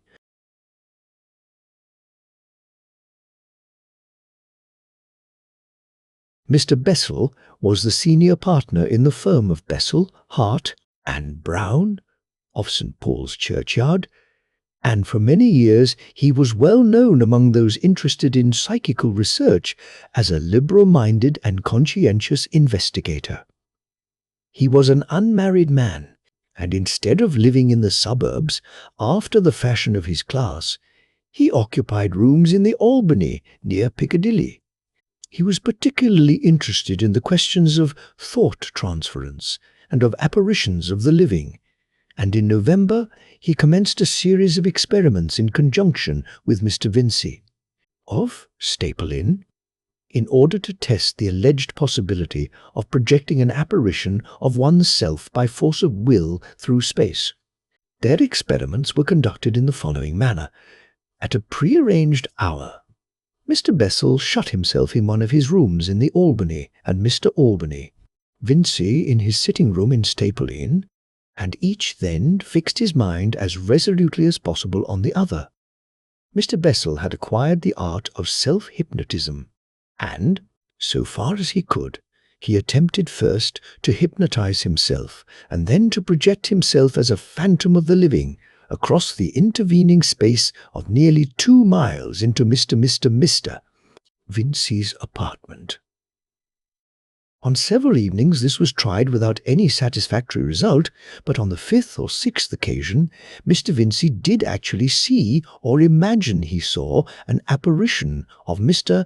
Bessel standing in his room. He states that the appearance, although brief, was very vivid and real. He noticed that Mr. Bessel's face was white and his expression anxious, and, moreover, that his hair was disordered. For a moment, Mr. Vincey, in spite of his state of expectation, was too surprised to speak or move, and in that moment it seemed to him as though the figure glanced over its shoulder and incontinently vanished. It had been arranged that an attempt should be made to photograph any phantasm seen, but Mr. Vincey had not the instant presence of mind to snap the camera that lay ready on the table beside him, and when he did so he was too late. Greatly elated, however, even by this partial success, he made a note of the exact time, and at once took a cab to the Albany to inform Mr. Bessel of this result. He was surprised to find Mr. Bessel's outer door standing open to the night, and the inner apartments lit and in an extraordinary disorder. An empty champagne magnum lay smashed upon the floor. Its neck had been broken off against the inkpot on the bureau and lay beside it. An octagonal, occasional table, which carried a bronze statuette and a number of choice books, had been rudely overturned, and down the primrose paper of the wall inky fingers had been drawn, as it seemed, for the mere pleasure of defilement. One of the delicate chintz curtains had been violently torn from its rings and thrust upon the fire, so that the smell of its smouldering filled the room. Indeed, the whole place was disarranged in the strangest fashion. For a few minutes, Mr. Vincey, who had entered sure of finding Mr. Bessel in his easy-chair awaiting him, could scarcely believe his eyes, and stood staring helplessly at these unanticipated things. Then, full of a vague sense of calamity, he sought the porter at the entrance lodge. "Where is Mr. Bessel?" he asked. "Do you know that all the furniture is broken in Mr. Bessel's room?" The porter said nothing, but, obeying his gestures, came at once to Mr. Bessel's apartment to see the state of affairs. "This settles it," he said, surveying the lunatic confusion. "I didn't know of this. Mr. Bessel's gone off. He's mad." He then proceeded to tell Mr. Vincey that about half an hour previously, that is to say, at about the time of Mr. Bessel's apparition in Mr. Vincey's rooms, the missing gentleman had rushed out of the gates of the Albany into Vigo Street, hatless and with disordered hair, and had vanished into the direction of Bond Street. "And as he went past me," said the porter, "he laughed a sort of gasping laugh, with his mouth open and his eyes glaring. I tell you, sir, he fair scared me, like this." According to his imitation, it was anything but a pleasant laugh. He waved his hand, with all his fingers crooked and clawing like that, and he said, in a sort of fierce whisper, "Life!" Just that one word, life. "Dear me," said Mr. Vincey. "Tut, tut, and dear me." He could think of nothing else to say. He was naturally very much surprised. He turned from the room to the porter, and from the porter to the room in the gravest perplexity. Beyond his suggestion that probably Mr. Room, Bessel would come back presently and explain what had happened, their conversation was unable to proceed. "It might be a sudden toothache," said the porter, "a very sudden and violent toothache, jumping on him suddenly like and driving him wild. I've broken things myself before now in such a case," he thought. If it was, why should he say life's? To me as he went past? Mr. Vincey did not know. Mr. Bessel did not return, and at last Mr. Vincey, having done some more helpless staring, and having addressed a note of brief inquiry, and left it in a conspicuous position on the bureau, returned in a very perplexed frame of mind to his own premises in Staple Inn. This affair had given him a shock. He was at a loss to account for Mr. Bessel's conduct on any sane hypothesis. He tried to read, but he could not do so. He went for a short walk, and was so preoccupied that he narrowly escaped a cab at the top of Chancery Lane, and at last, a full hour before his usual time, he went to bed. For a considerable time he could not sleep because of his memory of the silent confusion of Mr. Bessel's apartment, and when at length he did attain an uneasy slumber, it was at once disturbed by a very vivid and distressing dream of Mr. Bessel. He saw Mr. Bessel gesticulating wildly, and with his face white and contorted, and, inexplicably mingled with his appearance, suggested perhaps by his gestures, was an intense fear and urgency to act. He even believes that he heard the voice of his fellow experimenter calling distressfully to him, though at the time he considered this to be an illusion. The vivid impression remained, though Mr. Vincey awoke. For a space he lay awake and trembling in the darkness, possessed with that vague, unaccountable terror of unknown possibilities that comes out of dreams upon even the bravest men. But at last he roused himself, and turned over and went to sleep again, only for the dream to return with enhanced vividness. He awoke with such a strong conviction that Bessel was in overwhelming distress and need of help, that sleep was no longer possible. He was persuaded that his friend had rushed out to some dire calamity. For a time he lay reasoning vainly against this belief, but at last he gave way to it.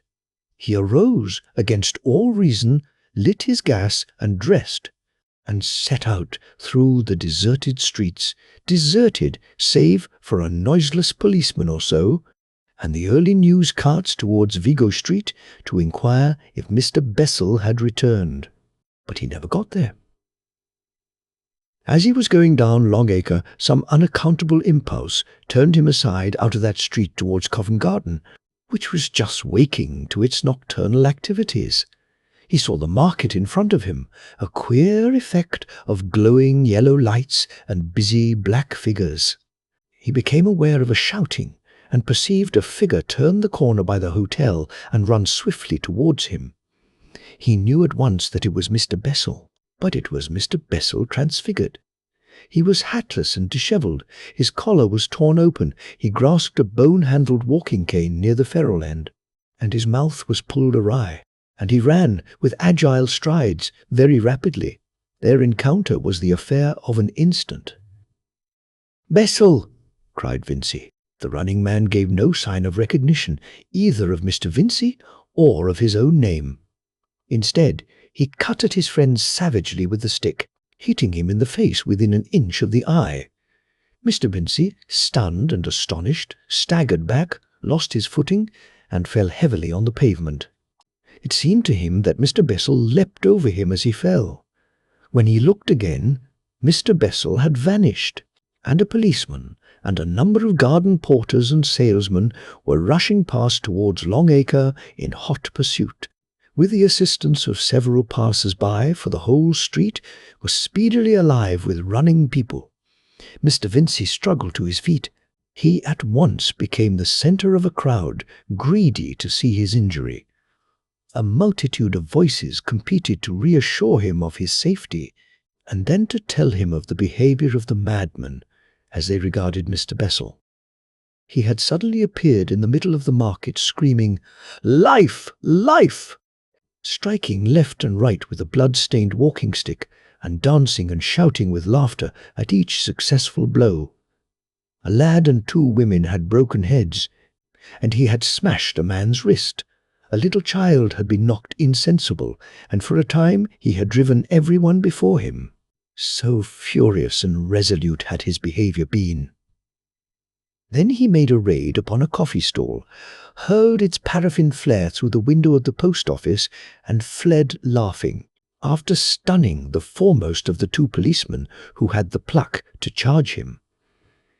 Mr. Vincey's first impulse was naturally to join in the pursuit of his friend, in order, if possible, to save him from the violence of the indignant people. But his action was slow. The blow had half stunned him, and while this was still no more than a resolution, came the news, shouted through the crowd, that Mr. Bessel had eluded his pursuers.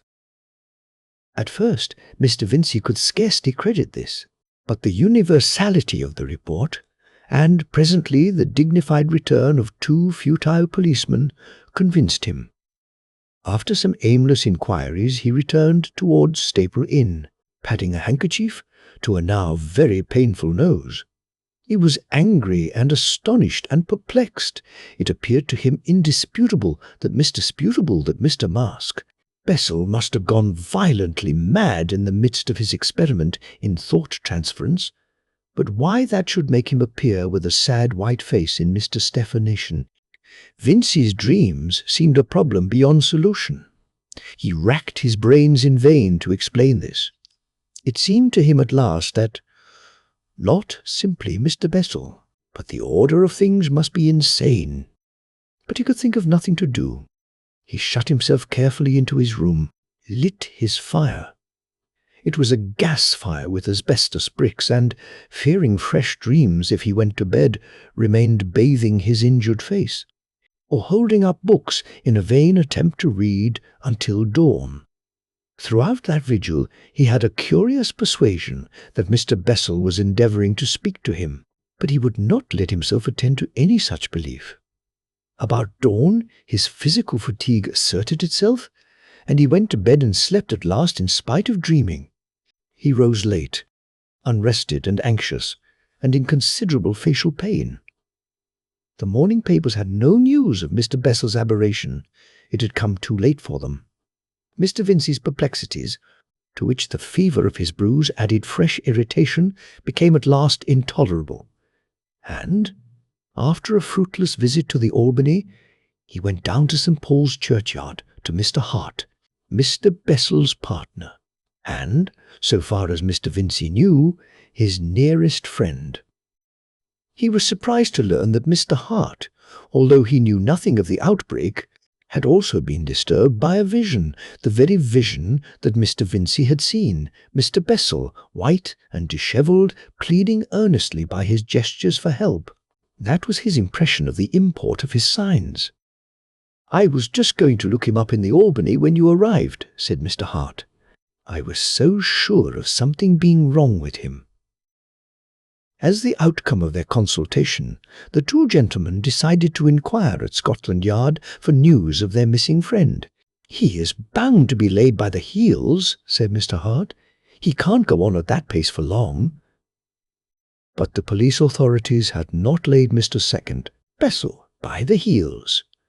They confirmed Mr. Vincey's overnight experiences and added fresh circumstances, some of an even graver character than those he knew, a list of smashed glass along the upper half of Tottenham Court Road, an attack upon a policeman in Hampstead Road, and an atrocious assault upon a woman. All these outrages were committed between 12:30 and 1:45 in the morning, and between those hours, and, indeed, from the very moment of Mr. Bessel's first rush from his rooms at 9:30 in the evening, they could trace the deepening violence of his fantastic career. For the last hour, at least from before 1, that is, until 1:45, he had run amok through London, eluding with amazing agility every effort to stop or capture him. But after 1:45 he had vanished. Up to that hour witnesses were multitudinous. Dozens of people had seen him, fled from him or pursued him. And then things suddenly came to an end. At 1:45 he had been seen running down the Euston Road towards Baker Street, flourishing a can of burning colza oil and jerking splashes of flame. Therefrom, at the windows of the houses he passed, but none of the policemen on Euston Road beyond the waxwork exhibition, nor any of those in the side streets down which he must have passed had he left the Euston Road, had seen anything of him. Abruptly he disappeared, Nothing of his subsequent doings came to light in spite of the keenest inquiry. Here was a fresh astonishment for Mr. Vincey. He had found considerable comfort in Mr. Hart's conviction. He is bound to be laid by the heels before long, and in that assurance he had been able to suspend his mental perplexities. But any fresh development seemed destined to add new impossibilities to a pile already heaped beyond the powers of his acceptance. He found himself doubting whether his memory might not have played him some grotesque trick, debating whether any of these things could possibly have happened. And in the afternoon he hunted up Mr. Hart again to share the intolerable weight on his mind. He found Mr. Hart engaged with a well-known private detective, but as that gentleman accomplished nothing in this case, we need not enlarge upon his proceedings. All that day, Mr. Bessel's whereabouts eluded an unceasingly active inquiry. And all that night, and all that day, there was a persuasion in the back of Mr. Vincey's mind that Mr. Bessel sought his attention. And all through the night, Bessel, with a tear-stained face of anguish, pursued him through his dreams. And whenever he saw Mr. Bessel in his dreams, he also saw a number of other faces, vague but malignant, that seemed to be pursuing Mr. Bessel. It was on the following day, Sunday, that Mr. Vincey recalled certain remarkable stories of Mrs. Bullock, the medium, who was then attracting attention for the first time in London. He determined to consult her. She was staying at the house of that well-known inquirer, Dr. Wilson Paget, and Mr. Wilson Paget. Vincey, although he had never met that gentleman before, repaired to him forthwith with the intention of invoking her help. But scarcely had he mentioned the name of Bessel when Dr. Paget interrupted him. "Last night, just at the end," he said, "we had a communication." He left the room and returned with a slate on which were certain words written in a handwriting, shaky indeed, but indisputably the handwriting of Mr. Bessel. "How did you get this?" said Mr. Vincey. "Do you mean—" "We got it last night," said Dr. Paget. With numerous interruptions from Mr. Vincey, he proceeded to explain how the writing had been obtained. It appears that in her séances Mrs. Bullock passes into a condition of trance, her eyes rolling up in a strange way under her eyelids, and her body becoming rigid. She then begins to talk very rapidly, usually in voices other than her own. At the same time, one or both of her hands may become active, and if slates and pencils are provided, they will then write messages simultaneously with, and quite independently of, the flow of words from her mouth.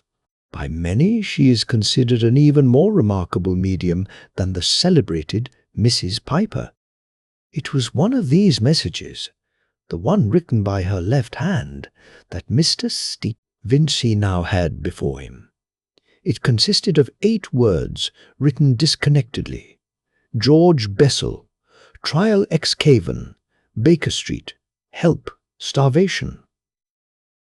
Curiously enough, neither Dr. Paget nor the 2 other inquirers who were present had heard of the disappearance of Mr. Sayre.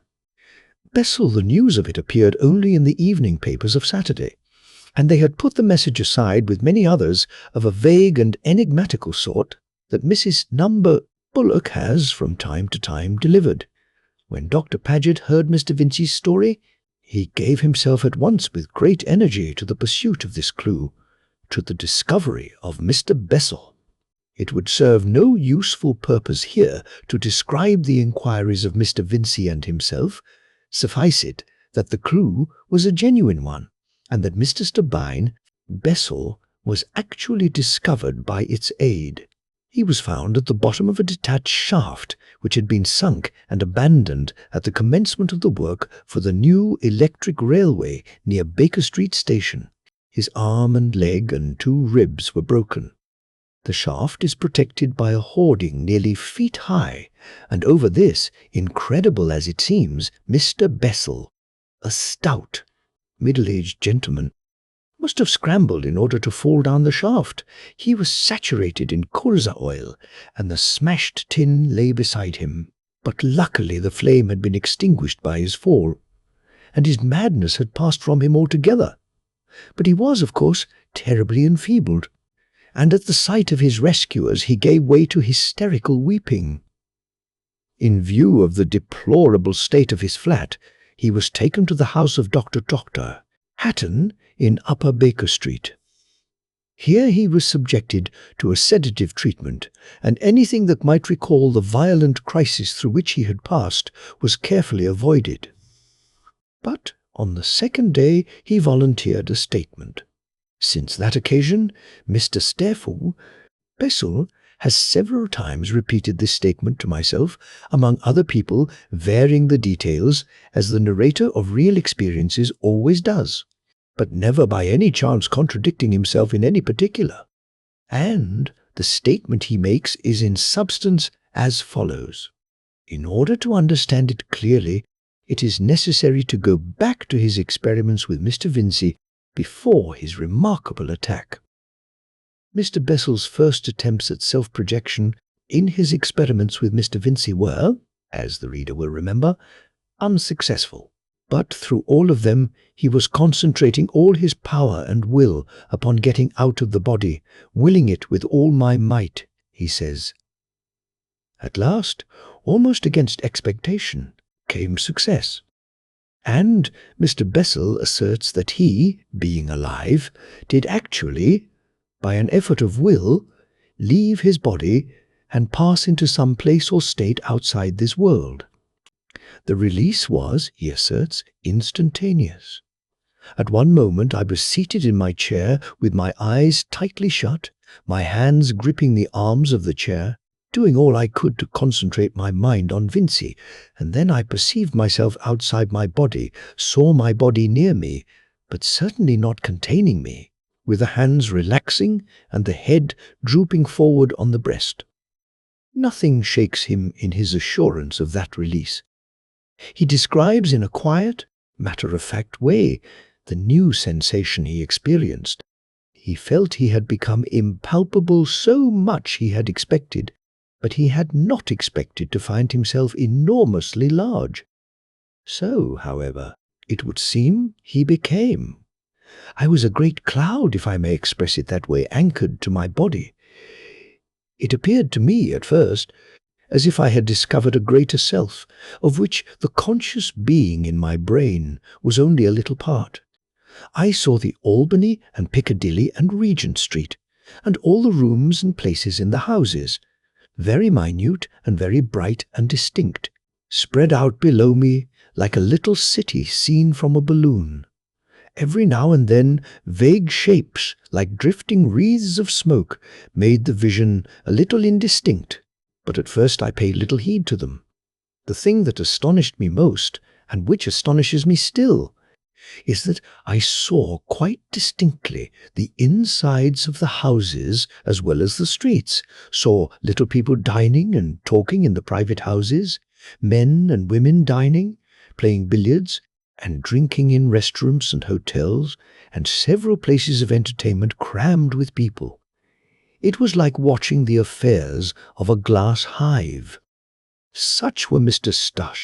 Bessel's exact words as I took them down when he told me the story. Quite forgetful of Mr. Vincey, he remained for a space observing these things.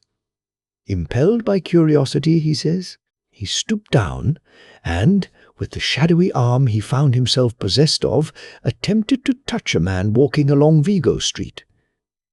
But he could not do so, though his finger seemed to pass through the man. Something prevented his doing this, but what it was he finds it hard to describe. He compares the obstacle to a sheet of glass. I felt as a kitten may feel, he said, when it goes for the first time to pat its reflection in a mirror. Again and again, on the occasion when I heard him tell this story, Mr. Bessel returned to that comparison of the sheet of glass. Yet it was not altogether a precise comparison. because, as the reader will speedily see, there were interruptions of this generally impermeable resistance, means of getting through the barrier to the material world again. But, naturally, there is a very great difficulty in expressing these unprecedented impressions in the language of everyday experience. A thing that impressed him instantly, and which weighed upon him throughout all this experience, was the stillness of this place. He was in a world without sound. At first, Mr. Bessel's mental state was an unemotional wonder. His thought chiefly concerned itself with where he might be. He was out of the body, out of his material body at any rate, but that was not all. He believes, and I for one believe also, that he was somewhere out of space, as we understand it, altogether. By a strenuous effort of will, he had passed out of his body into a world beyond this world, a world undreamt of, yet lying so close to it and so strangely situated with regard to it that all things on this earth are clearly visible, both from without and from within in this other world about us. For a long time, as it seemed to him, this realization occupied his mind to the exclusion of all other matters, and then he recalled the engagement with Mr. Vincey, to which this astonishing experience was, after all, but a prelude. He turned his mind to locomotion in this new body in which he found himself. For a time he was unable to shift himself from his attachment to his earthly carcass. For a time this new, strange cloud body of his simply swayed, contracted, expanded, coiled, and writhed with his efforts to free himself, and then, quite suddenly, the link that bound him snapped. For a moment everything was hidden by what appeared to be whirling spheres of dark vapor, and then, through a momentary gap, he saw his drooping body collapse limply, saw his lifeless head drop sideways, and found he was driving along like a huge cloud in a strange place of shadowy clouds that had the luminous intricacy of London spread like a model below. But now he was aware that the fluctuating vapor about him was something more than vapor, and the temerarious excitement of his first essay was shot with fear. For he perceived, at first indistinctly, and then suddenly very clearly, that he was surrounded by faces, that each roll and coil of the seeming cloud stuff was a face, and such faces, faces of thin shadow, faces of gaseous tenuity, faces like those faces that glare with intolerable strangeness upon the sleeper in the evil hours of his dreams. Evil, greedy eyes that were full of a covetous curiosity, faces with knit brows and snarling, smiling lips, their vague hands clutched at Mr. Bessel as he passed, and the rest of their bodies was but an elusive streak of trailing darkness. Never a word they said, never a sound from the mouths that seemed to gibber. All about him they pressed in that dreamy silence, passing freely through the dim mistiness that was his body, gathering ever more numerously about him. And the shadowy Mr. Bessel, now suddenly fear-stricken, drove through the silent, active multitude of eyes and clutching hands.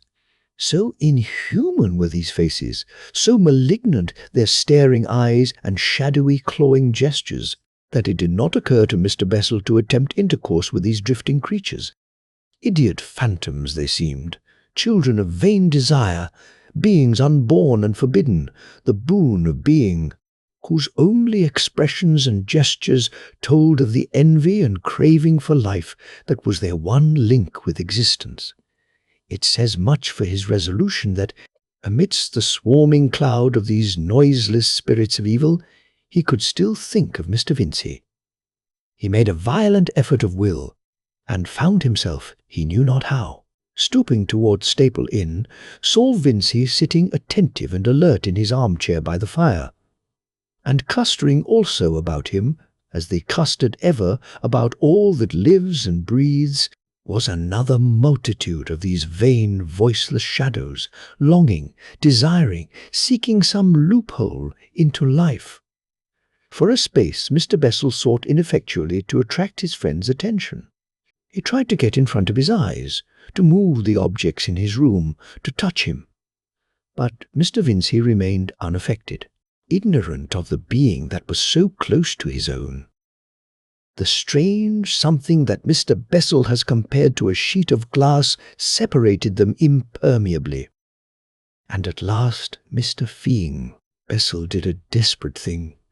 I have told how that in some strange way he could see not only the outside of a man as we see him, but within. He extended his shadowy hand and thrust his vague black fingers, as it seemed, through the heedless brain. Then, suddenly, Mr. Vincey started like a man who recalls his attention from wandering thoughts, and it seemed to Mr. Bessel that a little dark red body situated in the middle of Mr. Vincey's brain swelled and glowed as he did so. Since that experience, he has been shown anatomical figures of the brain, and he knows now that this is that useless structure, as doctors call it, the pineal eye. For, strange as it will seem to many, we have, deep in our brains, where it cannot possibly see any earthly light, an eye. At the time this, with the rest of the internal anatomy of the brain, was quite new to him. At the sight of its changed appearance, however, he thrust forth his finger, and, rather fearful still of the consequences, touched this little spot. And instantly Mr. Vincey started, and Mr. Bessel knew that he was seen. And at that instant it came to Mr. Bessel that evil had happened to his body, and behold, a great wind blew through all that world of shadows and tore him away. So strong was this persuasion that he thought no more of Mr. Vincey, but turned about forthwith, and all the countless faces drove back with him like leaves before a gale. But he returned too late. In an instant he saw the body that he had left inert and collapsed lying, indeed, like the body of a man just dead, had arisen by virtue of some strength and will beyond his own. It stood with staring eyes, stretching its limbs in dubious fashion. For a moment he watched it in wild dismay, and then he stooped towards it. But the pane of glass had closed against him again, and he was foiled. He beat himself passionately against this, and all about him the spirits of evil grinned and pointed and mocked. He gave way to furious anger. He compares himself to a bird that has fluttered heedlessly into a room and is beating at the window pane that holds it back from freedom. And behold, the little body that had once been his was now dancing with delight. He saw it shouting, though he could not hear its shouts. He saw the violence of its movements grow. He watched it fling his cherished furniture about in the mad delight of existence, rend his books apart, smash bottles, drink heedlessly from the jagged fragments, leap and smite in a passionate acceptance of living. He watched these actions in paralyzed astonishment. Then once more he hurled himself against the impassable barrier, and then, with all that crew of mocking ghosts about him, hurried back in dire confusion to Vincey to tell him of the outrage that had come upon him. But the brain of Vincey was now closed against apparitions, and the disembodied Mr. Bessel pursued him in vain as he hurried out into Holborn to call a cab. Foiled and terror-stricken, Mr. Bessel swept back again, to find his desecrated body whooping in a glorious frenzy down the Burlington Arcade. And now the attentive reader begins to understand Mr. Bessel's interpretation of the first part of this strange story. The being whose frantic rush through London had inflicted so much injury and disaster had indeed Mr. Bessel's body, but it was not Mr. Bessel. It was an evil spirit out of that strange world beyond existence into which Mr. Bessel had so rashly ventured. For 20 hours it held possession of him, and for all those 20 hours the dispossessed spirit body of Mr. Stair. Bessel was going to and fro in that unheard-of middle world of shadows, seeking help in vain. He spent many hours beating at the minds of Mr. Smithster, Vincey, and of his friend Mr. Hart. Each, as we know, he roused by his efforts, but the language that might convey his situation to these helpers across the gulf he did not know. His feeble fingers groped vainly and powerlessly in their brains. Once, indeed, as we have already told, he was able to turn Mr. Vincey aside from his path, so that he encountered the stolen body in its career. But he could not make him understand the thing that had happened. He was unable to draw any help from that encounter. All through those hours the persuasion was overwhelming in Mr. Bessel's mind that presently his body would be killed by his furious tenant, and he would have to remain in this shadowland for evermore. So that those long hours were a growing agony of fear. And ever as he hurried to and fro in his ineffectual excitement, innumerable spirits of that world about him mobbed him and confused his mind. And ever an envious, applauding multitude poured after their successful fellow as he went upon his glorious career. For that, it would seem, must be the life of these bodiless things of this world, that is the shadow of our world. Ever they watch, coveting a way into a mortal body, in order that they may descend as furies and frenzies, as violent lusts and mad, strange impulses, rejoicing in the body they have won. For Mr. Bessel was not the only human soul in that place. Witness the fact that he met first one, and afterwards several shadows of men like himself, it seemed, who had lost their bodies, even it may be as he had lost his, and wandered despairingly in that lost world that is neither life nor death. They could not speak, because that world is silent. Yet he knew them for men because of their dim human bodies, and because of the sadness of their faces. But how they had come into that world he could not tell, nor where the bodies they had lost might be, whether they still raved about the earth, or whether they were closed for ever in death against return. That they were the spirits of the dead, neither he nor I believe. But Dr. Wilson Paget thinks they are the rational souls of men who are lost in madness on the earth. At last, Mr. Smithster, Bessel chanced upon a place where a little crowd of such disembodied silent creatures was gathered, and thrusting through them he saw below a brightly lit room, and 4 or 5 quiet gentlemen and a woman. A stoutish woman dressed in black bombazine and sitting awkwardly in a chair with her head thrown back. He knew her from her portraits to be Mrs. Bullock, the medium, and he perceived that tracts and structures in her brain glowed and stirred as he had seen the pineal eye in the brain of Mr. Vincey glow. The light was very fitful. Sometimes it was a broad illumination, and sometimes merely a faint twilight spot, and it shifted slowly about her brain. She kept on talking and writing with one hand, and Mr. Struck, Bessel saw that the crowding shadows of men about him, and a great multitude of the shadow spirits of that shadowland, were all striving and thrusting to touch the lighted regions of her brain. As one gained her brain or another was thrust away, her voice and the writing of her hand changed, so that what she said was disorderly and confused for the most part, now a fragment of one soul's message, and now a fragment of another's. And now she babbled the insane fancies of the spirits of vain desire. Then Mr. Bessel understood that she spoke for the spirit that had touch of her, and he began to struggle very furiously towards her. But he was on the outside of the crowd, and at that time he could not reach her, and at last, growing anxious, he went away to find what had happened meanwhile to his body. For a long time he went to and fro seeking it in vain, and fearing that it must have been killed.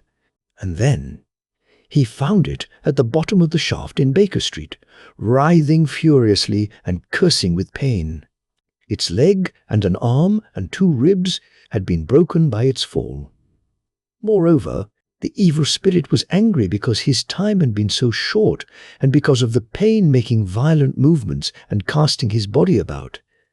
And at that, Mr. Starlit was more. Bessel returned with redoubled earnestness to the room where the séance was going on, and so soon as he had thrust himself within sight of the place, he saw one of the men who stood about the medium looking at his watch as if he meant that the séance should presently end. At that, a great number of the shadows who had been striving turned away with gestures of despair. But the thought that the séance was almost over only made Mr. Bessel the more earnest, and he struggled so stoutly with his will against the others that presently he gained the woman's brain. It chanced that just at that moment it glowed very brightly, and in that instant she wrote the message that Dr. Wilson Paget preserved. And then the other shadows and the cloud of evil spirits about him had thrust Mr. Stabby, Bessel, away from her, and for all the rest of the séance he could regain her no more. So he went back and watched through the long hours at the bottom of the shaft where the evil spirit lay in the stolen body it had maimed, writhing and cursing, and weeping and groaning, and learning the lesson of pain. And towards dawn the thing he had waited for happened. The brain glowed brightly, and the evil spirit came out, and Mr. Bessel entered the body he had feared he should never enter again. As he did so, the silence, the brooding silence, ended. He heard the tumult of traffic and the voices of people overhead. And that strange world that is the shadow of our world, the dark and silent shadows of ineffectual desire and the shadows of lost men, vanished clean away.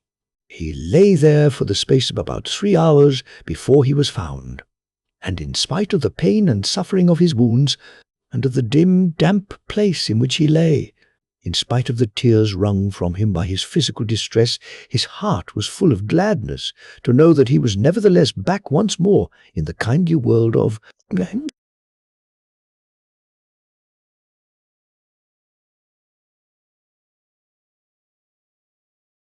the lazaret of the hunters.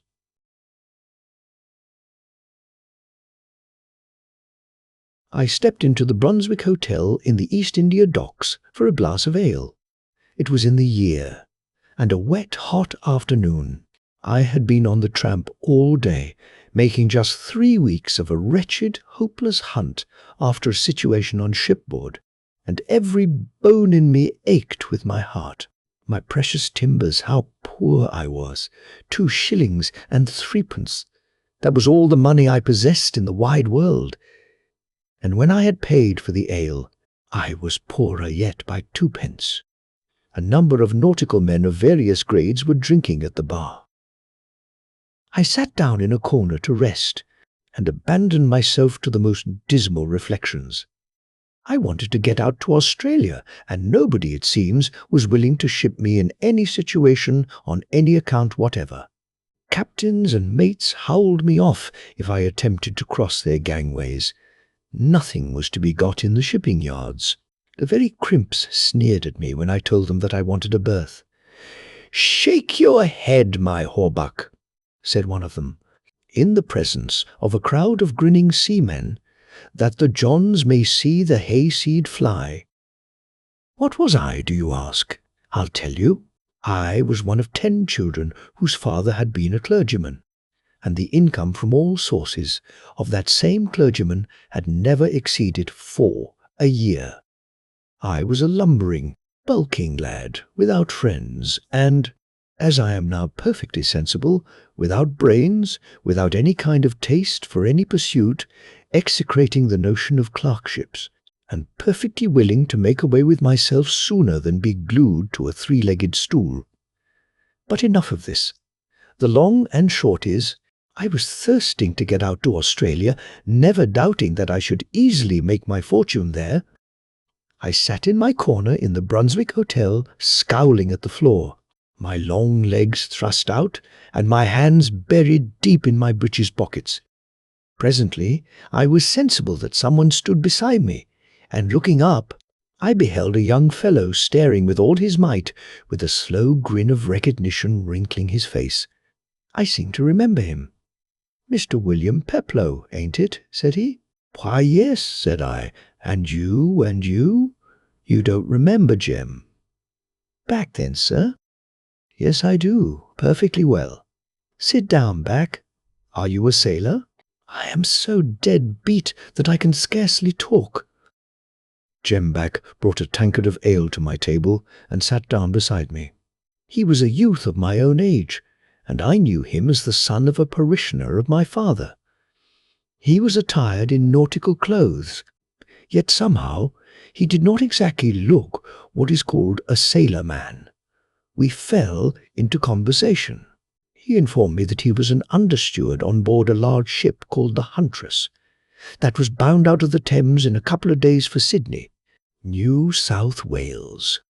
He had sailed 2 years in her and hoped to sign as head steward next voyage in a smaller ship. "There'll be a good deal of waiting this bout," said he. "We're taking a cuddy full of swells out. There's Sir Thomas Mason, he goes as governor. There's his lady and 3 daughters and a sort of suite." He meant suite, sails along with the boiling. So he rattled on. "Can't you help me to find a berth in that ship?" said I. "I'm afraid not," he answered. "What could you offer yourself as, sir?" "They wouldn't have you forward, and aft we're chock-a-block. If you could manage to stow yourself away, they wouldn't chuck you overboard when you turned up at sea. They'd make you useful and land you as safe as if you was the governor himself." I thought this a very fine idea, and asked Back to tell me how I should go to work to hide myself. He seemed to recoil, I thought, when I put the matter to him earnestly, but he was an honest, kindly-hearted fellow, and remembered my father with a certain degree of respect, and even of affection. He had known me as a boy. There was the sympathy of association and of memory between us.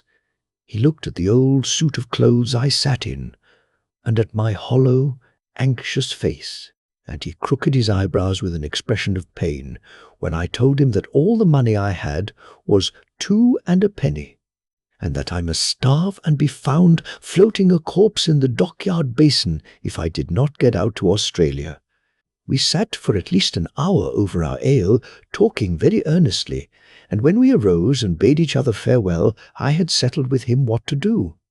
The Huntress was a large frigate-built ship of tons. On the morning of the day on which she was to haul out of dock, I went on board of her. Nobody took any notice of me. The vessel was full of business, clamorous with the life and hurry of the start for the other side of the world. Cargo was still swinging over the main hold, down whose big dark square a tall, strong, red-bearded chief mate was roaring to the stevedore's men engulfed in the bowels of the ship.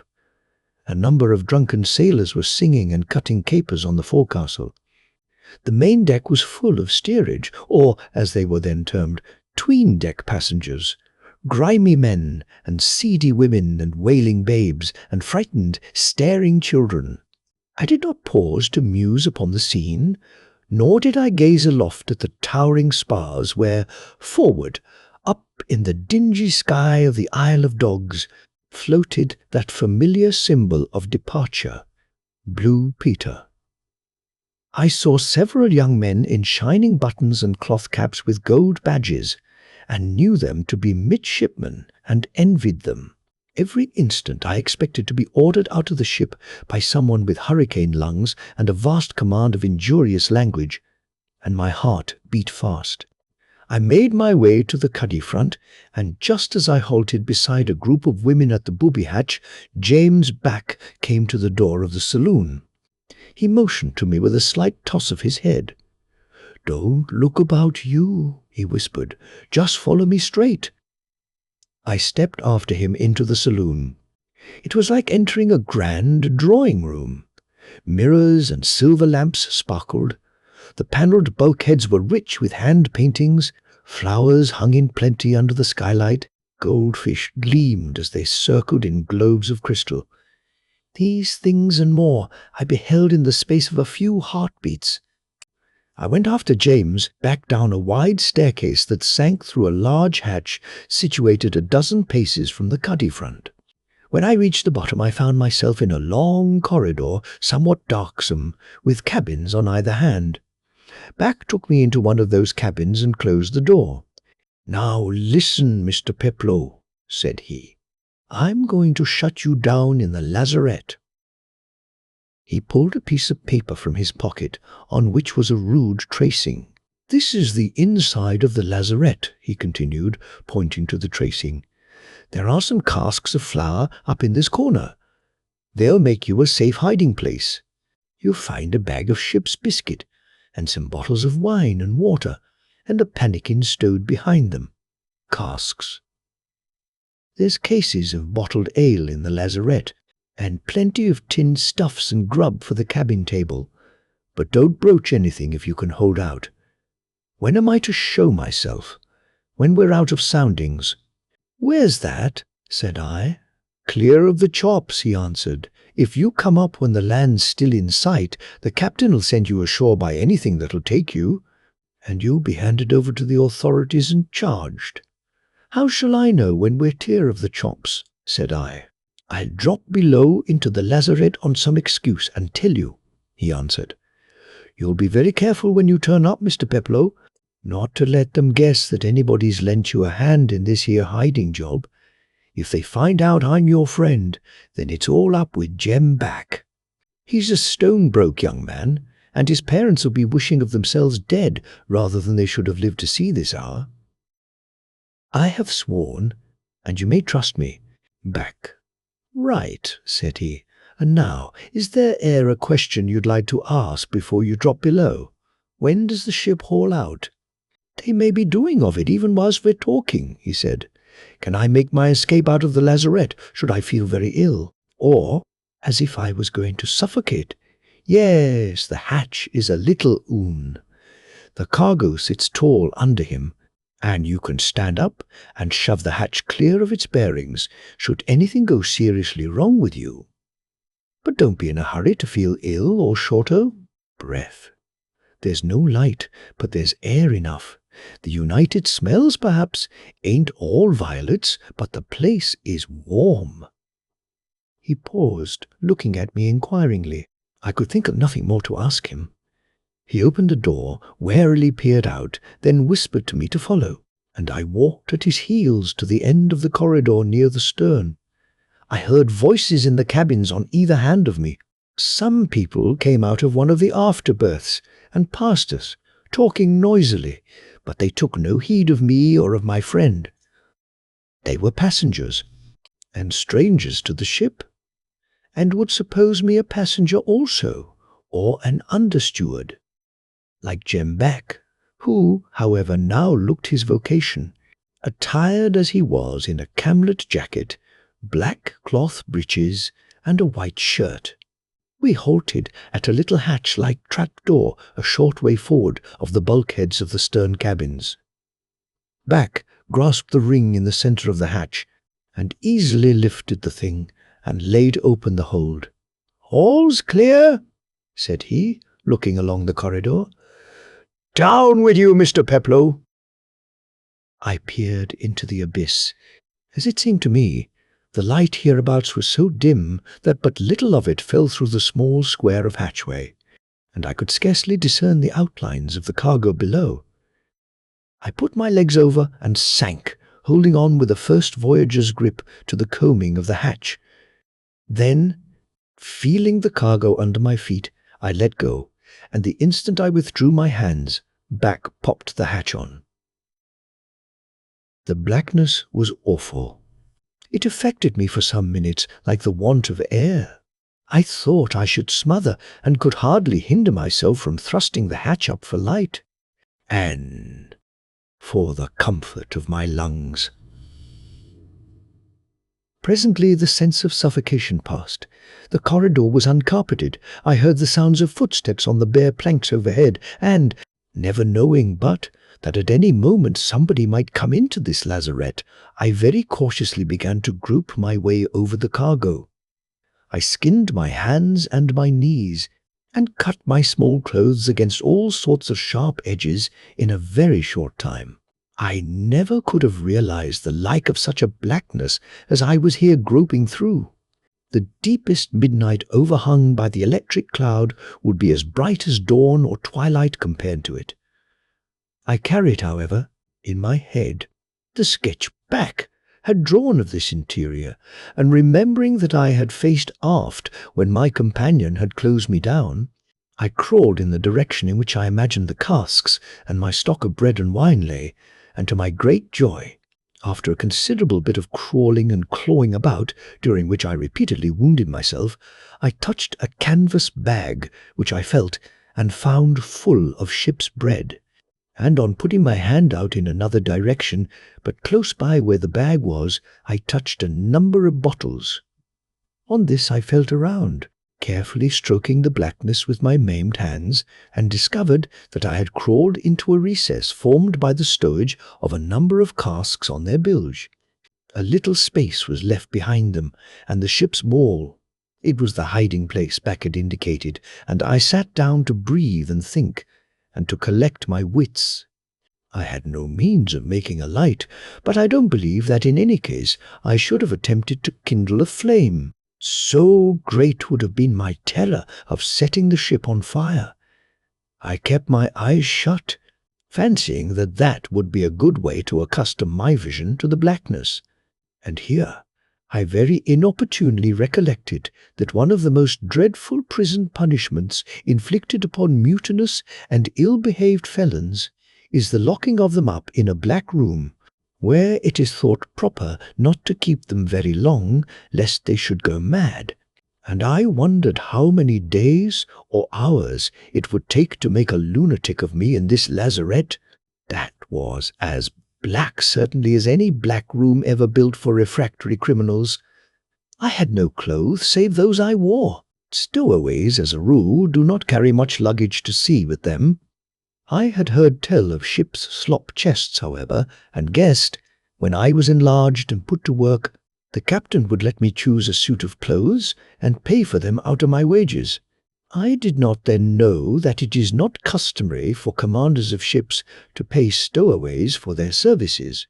Indeed, I afterwards got to hear that far better men than the average run of stowaway were, in their anxiety to get abroad, very willing to sign articles for $1 a month, and lead the lives of dogs for that wage. I had come into the ship with a parcel of bread and cheese in my pocket, feeling hungry. I partook of this modest refreshment, and clawing round, touched a bottle, pulled the loosely fitted cork out, and drank. This small repast heartened me. I grew a little less afraid of the profound blackness, and of the blue and green lights which came and went upon it, and began to hope I should not go mad. The hours sneaked along. Now and again a sort of creaking noise ran through the interior, which made me suppose that the ship was proceeding down the river in tow of a tug. Occasionally I heard the tread of passengers overhead. It pleased me to hear that sound. It soothed me by diminishing the intolerable sense of loneliness bred by the midnight blackness in which I lay. The atmosphere was warm, but I drew breath without difficulty. The general smell was, indeed, a complicated thing. In fact, the lazarette was a storeroom. I seemed to taste ham, tobacco, cheese, and 50 other such matters in the air. I had slept very ill on the preceding night, and after I had been for some hours in the lazarette, I felt weary, and stretched myself along the deck between the casks and the ship's wall, and pillowed my head on my coat. I slept, and my slumber was deep and long.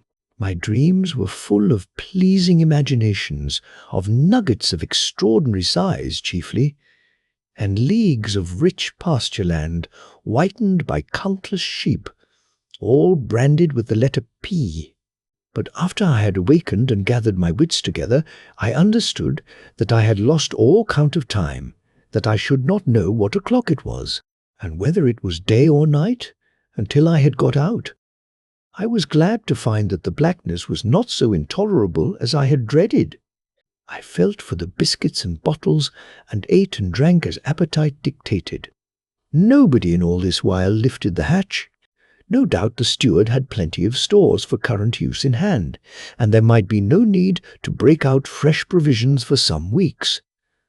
I had lain, according to my own computation, very nearly 2 days in this black hole when I felt a movement in the ship which immediately upset my stomach.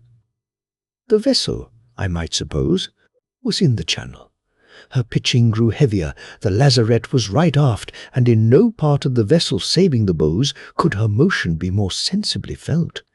I was speedily overcome with nausea, and for many long hours lay miserably ill, unable to eat or drink. At the expiration of this time the sea ran more smoothly. At all events the ship's motion grew gentle. The feeling of sickness suddenly passed, leaving me, indeed, rather weak, yet not so helpless but that I could sit up and drink from a bottle of wine and water, and eat a dry ship's biscuit. Whilst I was munching the tasteless piece of sea bread, sitting in the intense blackness, pining for the fresh air and the sunshine, and wondering how much longer I was to wait for Back's summons to emerge, the hatch was raised. I shrank and held my breath, with my hand grasping the biscuit poised midway to my mouth, as though I had been withered by a blast of lightning. A faint sheen floated in the little square. It was the dim lustre of distant lamplight, whence I guessed it was night. The figure of a man cautiously dropped through the hatchway, and by some means, and all very silently, he contrived to readjust the hatch, shutting himself down as Back had shut me down. The motion of the ship, as I have said, was gentle. The creaking noises throughout the working fabric were dim and distant. Indeed, I could hear the man breathing as he seemed to pause after bringing the hatchway to its bearings over his head. I did not suppose that the captain ever entered this part of the ship. The man, for all I could conjecture, might be one of the mates, or the boatswain, or the head steward, visiting the lazarette on some errand of duty, and coming down very quietly, that the passengers who slept in the cabins on either hand the corridor should not be disturbed. Accordingly, I shrank into the compactest posture I could contort myself into, and watched. A lucifer match was struck. The flame threw out the figure of a man standing on the cargo just under the hatch. He pulled out a little bull's-eye lamp from his pocket and lighted it, and carefully extinguished the match. The long, misty beam of the magnified flame swept the interior like the revolving spoke of a wheel, as the man slowly turned the lens about in a critical search of the place, himself being in blackness. The line of light broke on the casks behind which I crouched, and left me in deep shadow unperceived. After some minutes of this sort of examination, the man came a little way forward and crouched down upon a bale or something of the sort directly abreast of the casks, through whose cantlines I was peering. He opened the lamp and placed it beside him. The light was then full upon his figure. He might have been an officer of the ship for all I knew. His dress was not distinguishable, but I had his face very plain in my sight. He was extremely pale. His nose was long and aquiline. He wore moustaches, whiskers, and a short beard, black but well streaked with grey. His eyebrows were bushy and dark. His eyes were black, and the reflected lamplight shot in gleams from them, like to that level spoke of radiance with which he had swept this lazarette. His hair was unusually long, even for that age of the fashion, and his being without a hat made me guess he was not from the deck, though I never doubted that he was one of the ship's company. When he opened the bull's-eye lamp and put it down, he drew something out of his pocket which glittered in his hand. I strained my sight, yet should not have managed to make out what he grasped but for his holding it close to the light. I then saw that it was a small circular brass box, a kind of little metal cylinder from whose side fell a length of black line, just as tape draws out of a yard measure. He talked to himself, with a sort of wild, scowling grin upon his face, whilst he inspected his brass box and little length of line. He then shut the lamp and flashed it upon what I saw was a medium-sized barrel, such, perhaps, as a brewer would call a 4.5-gallon cask. It rested on its bilge, after the manner in which the casks behind which I lay hidden were stowed. I now saw him pull a spile, or spike of wood out of the head of the barrel, and insert the end of the black line attached to the small brass piece in the orifice. This done, he fitted a key to the brass box and wound it up. He may have taken 20 turns with the key. The lazarette was so quiet that I could distinctly hear the harsh grit of the mechanism as it was revolved. All the while he was thus employed, he preserved his scowling smile and whispered to himself. After he had wound up the piece of clockwork, he placed it on the bale where his lamp had stood, and taking the light, made for the hatchway, under which he came to a stand whilst he extinguished the bull's-eye. I then heard him replace the hatch, and knew he was gone. The arrangement he had wound up ticked with the noise of a Dutch clock. I had but little brains in those days, as I have told you, and, in sad truth, I am not overloaded with that particular sort of cargo at this hour, but I was not such a fool as not to be able to guess what the man intended to do and what that hollow, desperate ticking signified. "Oh, my great God!" I thought to myself, "it is an infernal machine, and the ship will be blown up." My horror and fright went far beyond the paralyzing form. They ran a sort of madness into my blood and vitalized me into desperate, instant action.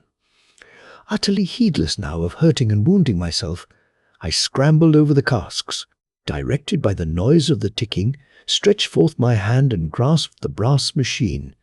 I fiercely tugged it. Then, feeling for the slow match, as I guessed the line to be, I ran it through my fingers to make sure I had pulled the end out of the barrel. The murderous thing ticked in my hand with the energy of a hotly revolved capstan, whilst I stood breathing short, considering what I should do, whilst the perspiration soaked through my clothes as though a bucket of oil had been upset over me. Heavens! The horror of standing in that black lazarette with an infernal machine ticking in my hands, and a large barrel of gunpowder, as I easily guessed, within reach of a kick of my foot. I trembled in every limb and sweated at every pore, and seemed to want brains enough to tell me what ought next to be done. How long I thus stood irresolute, I don't know, still clutching the hoarsely ticking piece of clockwork. I crawled in the direction in which I suppose lay the casks behind which I had hidden. I had scarcely advanced 6 feet when the mechanism snapped in my fingers. A bright flash, like to the leap of a flame in the pan of a flint musket, irradiated the lazarette. The match was kindled and burnt freely. The first eating spark was but small. I extinguished the fiery glow between my thumb and forefinger, squeezing it in my terror with the power of the human jaw. The ticking ceased. The murderous thing lay silent and black in my hand. I waited for some minutes to recover myself, and then made up my mind to get out of the lazarette and go on deck, and tell the people that there was a barrel of gunpowder in the afterhold, and that I had saved the ship from having her side or stern blown out. I pocketed the brass box and match, but it took me above half an hour to get out of the infernal hole. I fell into crevices, went sprawling over pointed edges, and twice came very near to breaking my leg. Happily, I was tall, and when I stood on the upper tier of cargo, I could feel the deck above me, and once, whilst thus groping, I touched the edge of the hatchway, thrust up the cover, and got out. I walked straight down the corridor, which was sown with passengers' boots, mounted the wide staircase, and gained the quarter-deck. I reeled and nearly fell, so intoxicating was the effect of the gushing draught of sweet, fresh night wind after the stagnant, cheesy atmosphere of the lazarette. A bullseye shone on the face of a clock under the break of the poop. The hour was 20 minutes after 2. Nothing stirred on the main deck and waist. The forward part of the ship was hidden in blackness. She was sailing on a level keel before the wind, and the pallid spaces of her canvas soared to the trucks, wan as the delicate curls and shreds of vapour which floated under the bright stars. I ascended a flight of steps which led to the poop, and saw the shadowy figures of 2 midshipmen walking on one side the deck, whilst on the other side, abreast of the mizzen rigging, stood a third person. I guessed by his being alone that he was the officer of the watch, and stepped over to him. He drew himself erect as I approached, and sang out, "Hallo! Who the devil are you?" "I'm just out of your lazarette," said I, "where I've saved this ship from having her stern blown out by an infernal machine." He bent his head forward and stared into my face, but it was too dark for him to make anything of me. I reckoned he was the second mate. His outline against the stars defined a square, bullet-headed, thick-necked man. On a sudden he bawled out to the 2 midshipmen who had come to a stand on t'other side the skylight, "Mr. Freeling, jump below and call the captain. Beg him to come on deck at once, young gentleman." The midshipmen rushed into the cuddy. "What's this yarn about blowing out the ship's stern?" continued the second mate, as I rightly took him to be. I related my story as straightforwardly as my command of words permitted. I told him that I had wanted to get to Australia, that I was too poor to pay my passage, that I had been unable to find employment on board ship, that I had hidden myself in the lazarette of the Huntress, and that whilst there, and within the past hour, I had seen a man fit a slow match into what I reckoned was a barrel of gunpowder, and disappear after setting his infernal machine a-going. And thus speaking, I pulled the machine out of my pocket and put it into his hand. At this moment the captain arrived on deck. He was a tall man with a very deep voice, slow, cool, and deliberate in manner and speech. "What's the matter?" he inquired, and instantly added, "Who is this man?" The second mate gave him my story almost as I had delivered it. The captain listened in silence, took the infernal machine, stepped to the skylight, under which a lamp was dimly burning, and examined the piece of mechanism. His manner of handling it by some means sprang the trigger, which struck the flint, and there flashed out a little sun-bright flame that fired the match. I jumped to his side and squeezed the fire out between my thumb and forefinger as before. The captain told the 2 midshipmen to rouse up the chief mate and send the boatswain and carpenter aft. "Let there be no noise," said he to the second mate.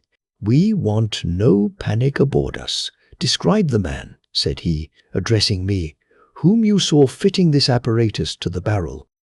I did so. "Do you recognize the person by this lad's description?" said the captain to the second mate. The second mate answered that he knew no one on board who answered to the likeness I had drawn. "Gentlemen, I swear he's in the ship," I cried, and described him again as I had seen him when the open bull's-eye allowed the light to stream fair upon his face. But now the arrival of the chief officer, the boatswain, and the carpenter occasioned some bustle. My story was hastily retold. The carpenter fetched a lantern, and the whole group examined the infernal machine by the clear light.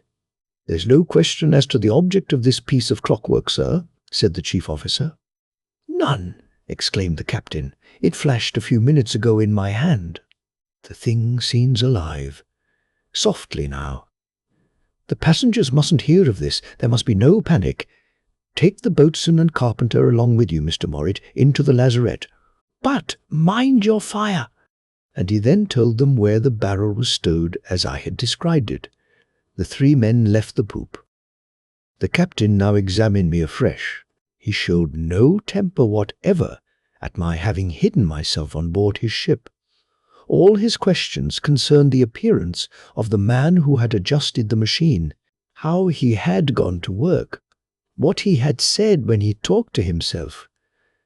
But this question I could not answer. When he had ended his inquiries, he sent for the chief steward, to whom he related what had happened, and then asked him if there was such a person in the ship as I had described. The man answered there was. "What's his name?" "He's booked as John Howland, sir. He's a steerage passenger. His cabin's no. On the starboard side. His meals are taken to him in his cabin, and I don't think he's ever been out of it since he came aboard." "Go and see if he's in his cabin," said the captain. As the steward left the poop, the chief mate, the boatswain, and carpenter returned. "It's as the young man states, sir," said Mr. Morritt. "There's a barrel of gunpowder stowed where he says it is with a hole in the head, ready to receive the end of a fuse. Presently clear it out, and get it stowed away in the magazine," said the captain calmly. "This has been a narrow escape. Carpenter, go forward and bring a set of irons along. Is there only one barrel of gunpowder below, d'ye say, Mr. Morritt?" "No more, sir." "How could such a thing find its way into the lazarette?" said the captain, addressing the second mate. "God alone knows," burst out the other. "It'll have come aboard masked in some way, and it deceived me. Unless there's the hand of a lumper in the job, does he know no more about it than what he says?" he cried, rounding upon me. At this moment the steward came rushing from the companionway and said to the captain in a trembling voice, "The man lies dead in his bunk, sir, with his throat horribly cut." "Come, you along with us," said the captain, addressing me, and the whole of us, saving the carpenter and second mate, went below. We walked along the corridor, obedient to the captain's whispered injunction to tread lightly and make no noise. The midnight lantern faintly illuminated the length of the long after passage. The steward conducted us to a cabin that was almost right aft, and threw open the door. A bracket lamp filled the interior with light. There were 2 bunks under the porthole, and in the lower bunk lay the figure of the man I had beheld in the lazarette. His throat was terribly gashed, and his right hand still grasped the razor with which the wound had been inflicted. "Is that the man?" said the captain. "That's the man," I answered, trembling from head to foot, and sick and faint with the horror of the sight. "Steward, fetch the doctor," said the captain, "and tell the carpenter we shan't want any irons here." The narrative of my tragic experience may be completed by the transcription of 2 newspaper accounts, which I preserve pasted in a commonplace book. The first is from the Sydney Morning Herald. After telling about the arrival of the huntress and the disembarkation of His Excellency and suite, the writer proceeds thus. When the ship was 5 days out from the Thames, an extraordinary incident occurred. A young man named William Peploe, a stowaway, whilst hidden in the lazarette of the vessel, saw a man enter the place in which he was hiding and attach a slow match and an infernal machine to a barrel of gunpowder stored amidships of the lazarette, and, from what we can gather, on top of the cargo. When the man left the hold, young Peploe heroically withdrew the match from the powder and carried the machine on deck. The youth described the man, who proved to be a second-class passenger who had embarked under the name of John Howland. When the villain's cabin was entered, he was found lying in his bunk dead, with a severe wound in his throat inflicted by his own hand. No reason is assigned for this dastardly attempt to destroy a valuable ship and cargo, and a company of souls numbering 210. Though there seems little reason to doubt that the man was mad, it is certain that, but for the fortunate circumstance of young Peploe lying hidden in the lazarette, the ship's stern or side would have been blown out, and she must have gone down like a stone, carrying all hands with her. On the passengers in due course being apprised of their narrow escape, A purse of 100 guineas was subscribed and presented by His Excellency to young Peploe. The captain granted him a free passage and provided him with a comfortable outfit from the ship's slop chest. It is also understood that some situation under the government has been promised to Mr. William Peploe in consideration of the extraordinary service rendered on this memorable occasion. My next quotation is from the pages of the Nautical Magazine, dated 2 years subsequent to the publication of the above in the Australian paper. A bottle was picked up in March last upon the beach of Terceira, one of the Azores, containing a paper bearing a narrative which, unless it be a hoax, seems to throw some light on the mysterious affair of the huntress, for the particulars of which we refer our readers to our volume of last year. The paper, as transmitted by the British consul, is as follows: Ship Huntress. At sea, such and such a data. E. I, who am known on board this vessel as John Howland, am the writer of this document. 20 years ago, I was unjustly sentenced to a term of transportation across seas, and my treatment at Norfolk Island was such that I vowed by the God who made me to be revenged on the man who, acting on the representation of his creatures, had caused me to be sent from Hobart Town to that hellish penal settlement.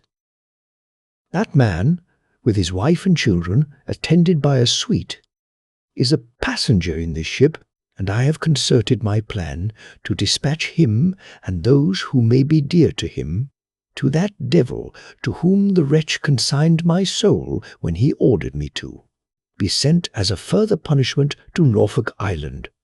The destruction of this ship is insured. Nothing can avert it. A barrel of gunpowder was stowed by well-bribed hands in the East India docks in the lazarette, to which part of the hold access is easy by means of a small trapdoor. I am writing this 3/4 of an hour before I proceed to the execution of my scheme and the realization of my dream of vengeance. When I have completed this document, I will place it in a bottle, which I shall carefully cork and seal and cast into the sea through my cabin porthole. I am sorry for the many who must suffer because of the sins of one, but that one must perish, and immediately, in which hope, craving that, when this paper is found, it may be transmitted to the authorities at home, so that the fate of my bitter enemy may be known, I subscribe myself. Israel Thomas Wilkinson, ex-convict and ticket of leave man.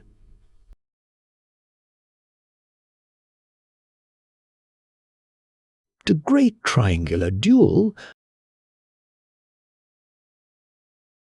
Marriott. Jack walked up to the boatswain and, taking off his hat with the utmost politeness, said to him, "If I mistake not, Mr. Biggs, your conversation refers to me." "Very likely it does," replied the boatswain. "Listeners hear no good of themselves. It appears that gentlemen can't converse without being vatched," continued Mr. Easthub, pulling up his shirt collar. "It is not the first time you have thought proper to make very offensive remarks, Mr. Biggs, and as you appear to consider yourself ill-treated in the affair of the trousers, for I tell you at once that it was I who brought them on board, I can only say," continued our hero with a very polite bow, "that I shall be most happy to give you satisfaction." "I am your superior officer, Mr. Easy," replied the boatswain. "Yes, by the rules of the service, but you just now asserted that you would waive your rank. Indeed, I dispute it on this occasion. I am on the quarter-deck, and you are not." "This is the gentleman whom you have insulted, Mr. Easy," replied the boatswain, pointing to the purser's steward.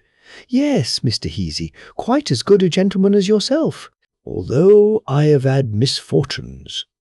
I am of as old a family as Hanny in the country," replied Mr. Easthupp, now backed by the boatswain. "Many the year did I walk Bond Street, and I've as good blood in my veins as you, Mr. Easy, although I've been misfortunate. I've had admirals in my family." "You have grossly insulted this gentleman," said Mr. Biggs in continuation. "And, notwithstanding all your talk of equality, you are afraid to give him satisfaction. You shelter yourself under your quarterdeck." "Mr. Biggs," replied our hero, who was now very wroth, "I shall go on shore directly. We arrive at Malta.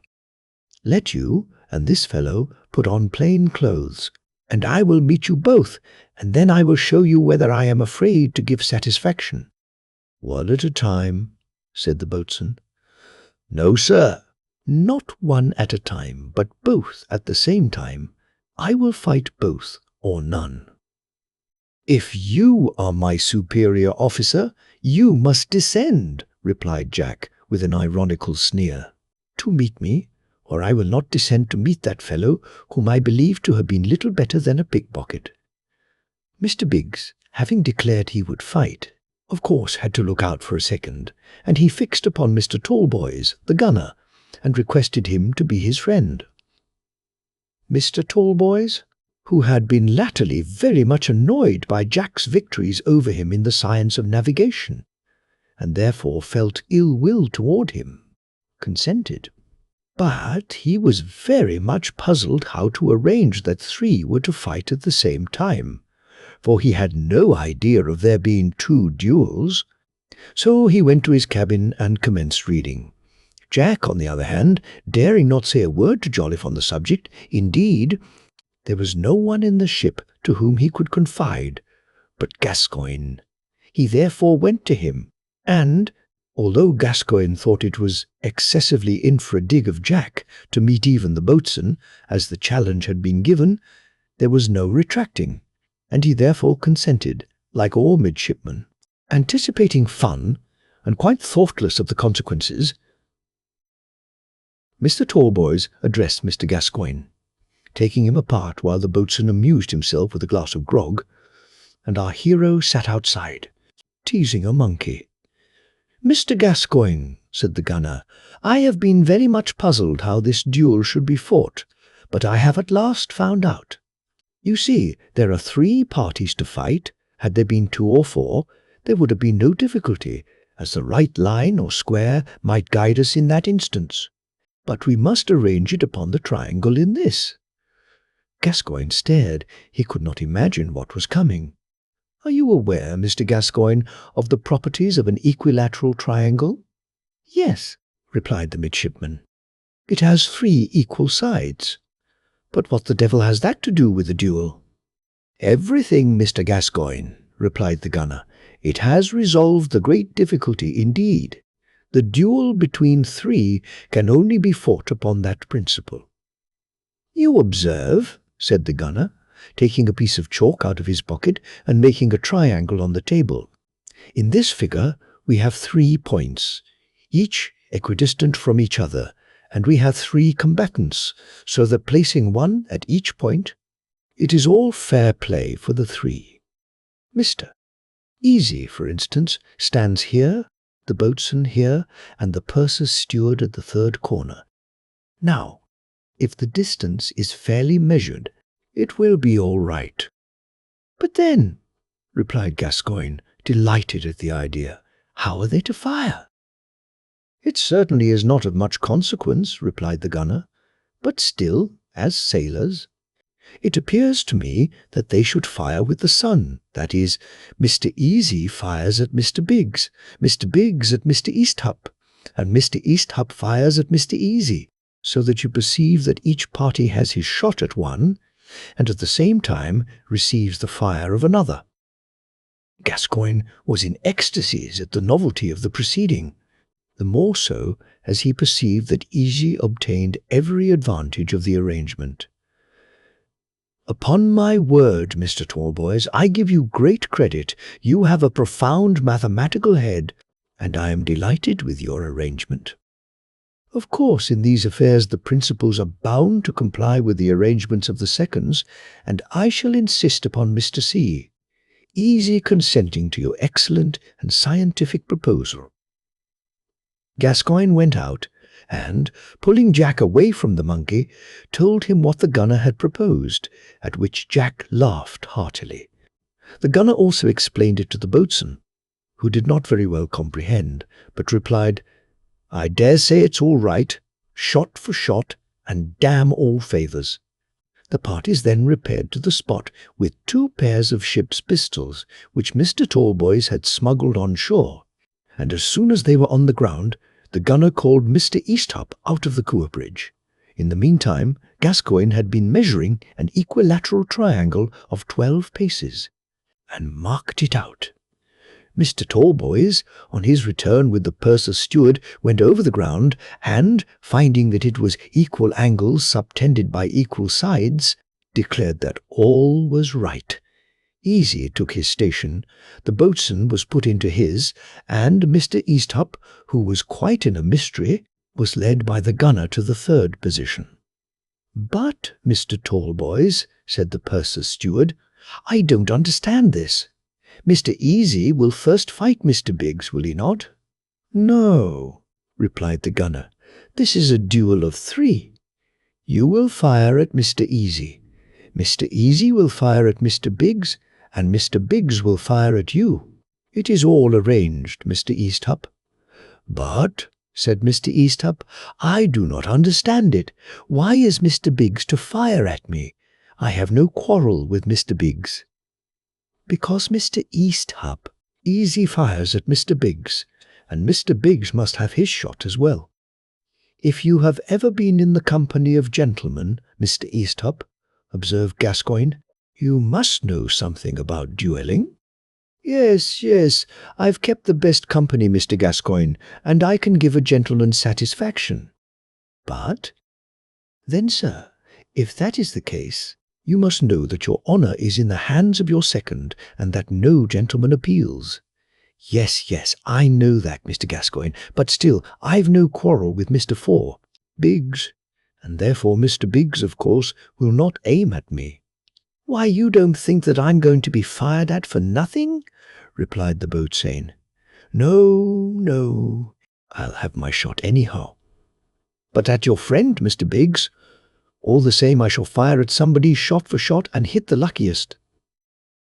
"Well, gentlemen, I protest against these proceedings," replied Mr. Easthupp. "I came here to have satisfaction from Mr. Easy, and not to be fired at by Mr. Biggs." "Don't you have satisfaction when you fire at Mr. Easy?" replied the gunner. "What more would you have?" "I protest against Mr. Biggs firing at me." "So you would have a shot without receiving one?" cried Gascoigne. "The fact is that this fellow's a confounded coward, and ought to be kicked into the cooperage again." At this affront Mr. Easthupp rallied, and accepted the pistol offered by the gunner. "You hear those words, Mr. Biggs? Pretty language to use to a gentleman." "You shall hear from me.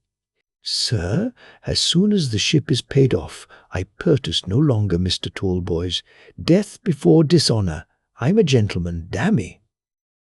At all events, the swell was not a very courageous gentleman, for he trembled most exceedingly as he pointed his pistol. The gunner gave the word as if he were exercising the great guns on board ship. "Cock your locks! Take good aim at the object! Fire! Stop your vents!" The only one of the combatants who appeared to comply with the latter supplementary order was Mr. Easthupp, who clapped his hand to his trousers behind, gave a loud yell, and then dropped down, the bullet having passed clean through his seat of honour, from his having presented his broadside as a target to the boatswain as he faced toward our hero.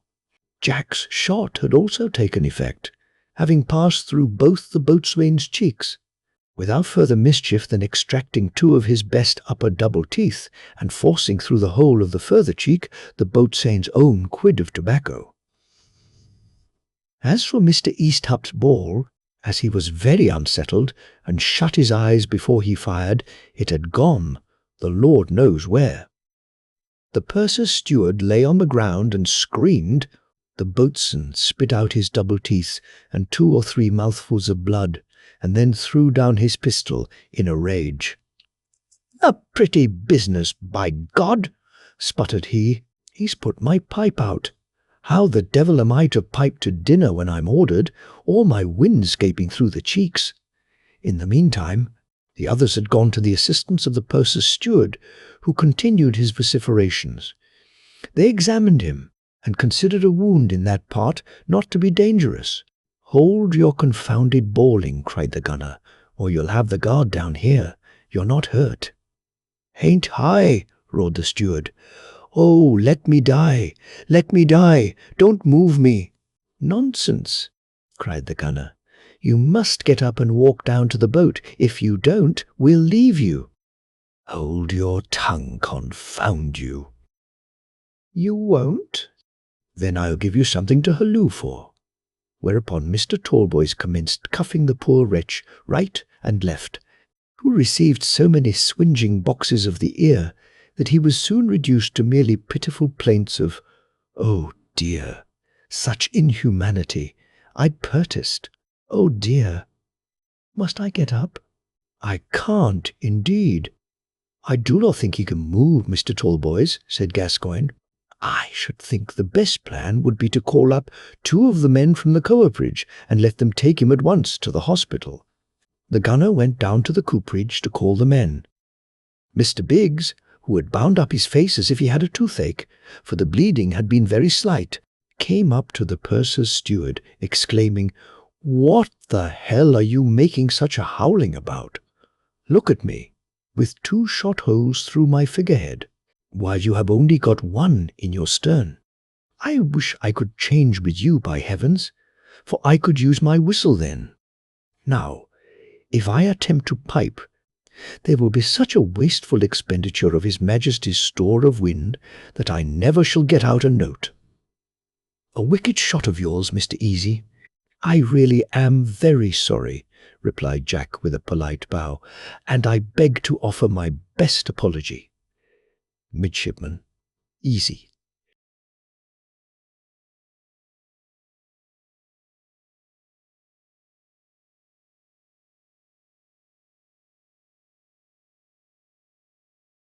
A man emerged from the tent, bearing before him a rather singular table. It appeared to be of white deal, was exceedingly small at the top, and with very long legs. At a few yards from the entrance he paused and looked round, as if to decide on the direction which he should take.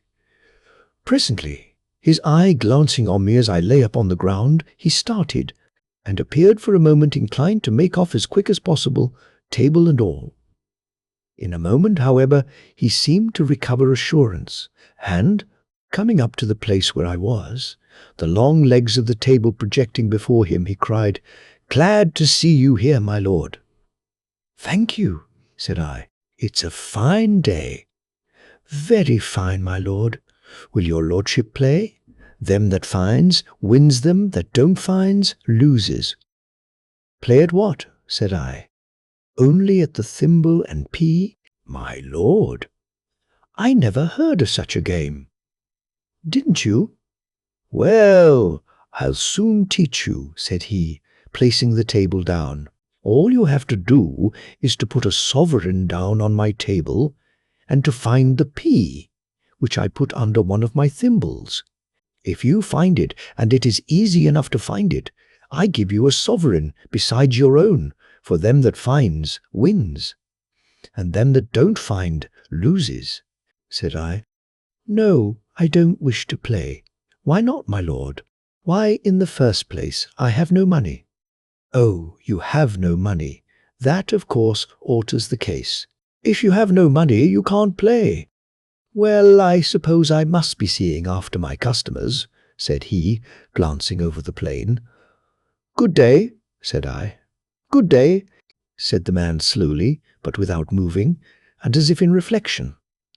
After a moment or two, looking at me inquiringly, he added, "Out of employ?" "Yes," said I, "out of employ."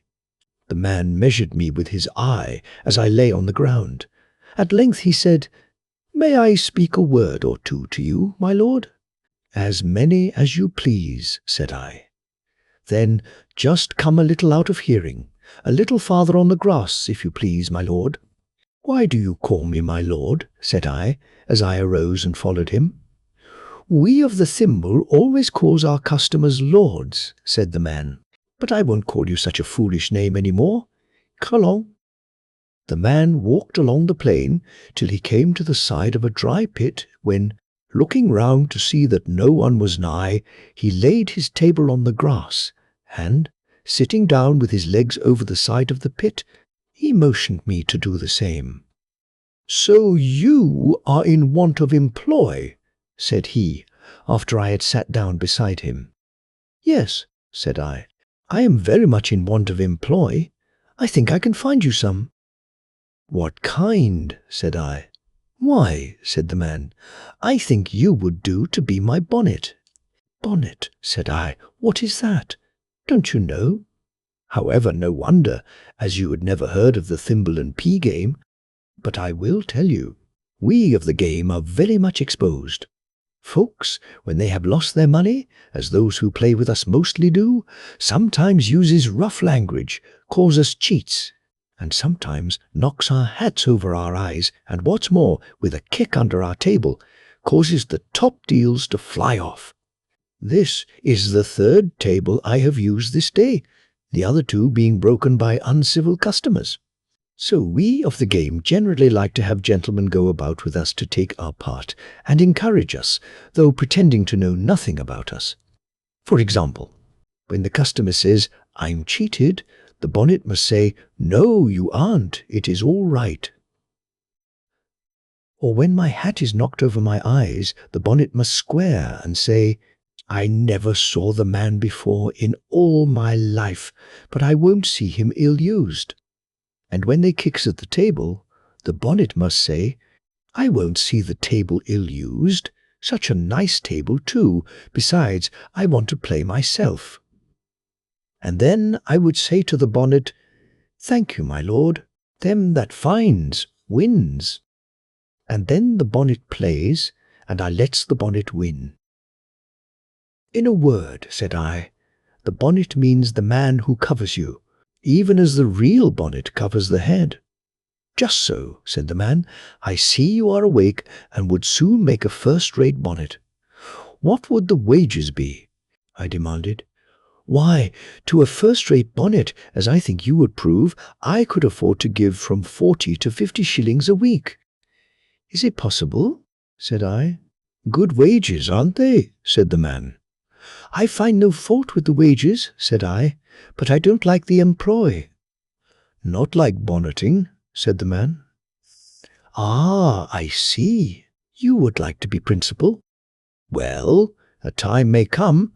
Those long white fingers of yours would just serve for the business." "Is it a difficult one?" I demanded.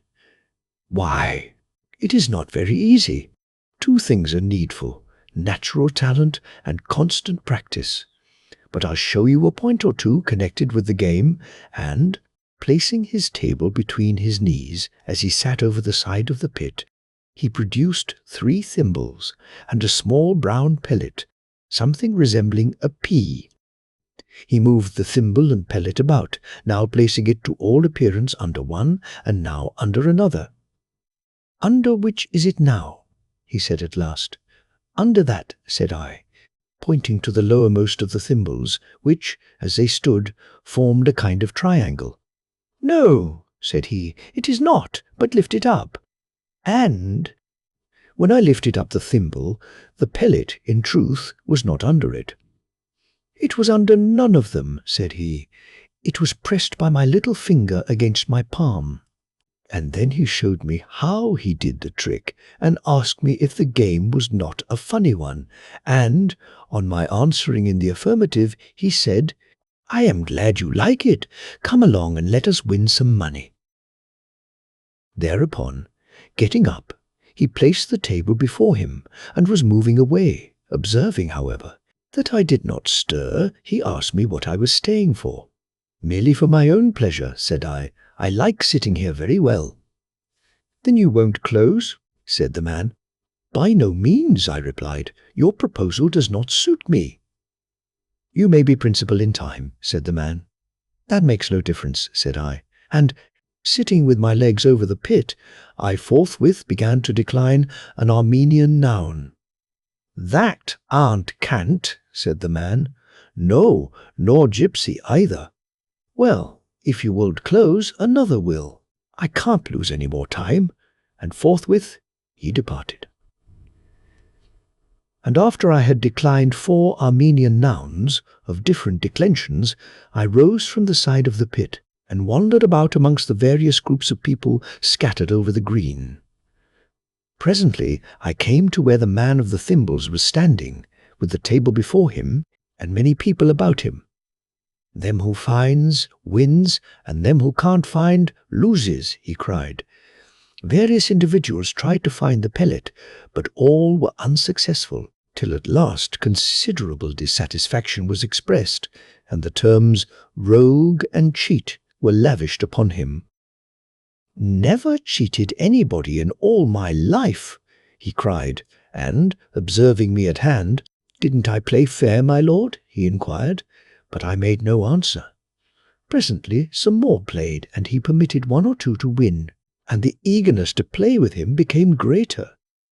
After I had looked on for some time, I was moving away. Just then I perceived a short, thick personage, with a staff in his hand, advancing in a great hurry, whereupon, with a sudden impulse, I exclaimed, "Shun thimblengro, avella gorgio." The man, who was in the midst of his pea and thimble process, no sooner heard the last word of the distiche than he turned an alarmed look in the direction of where I stood. Then, glancing around and perceiving the constable, he slipped forthwith his pellet and thimbles into his pocket, and lifting up his table, he cried to the people about him, "Make way!" With a motion with his head to me, as if to follow him, he darted off with the swiftness which the short pursy constable could by no means rival. And whither he went, or what became of him, I know not, inasmuch as I turned away in another direction. Lavengro.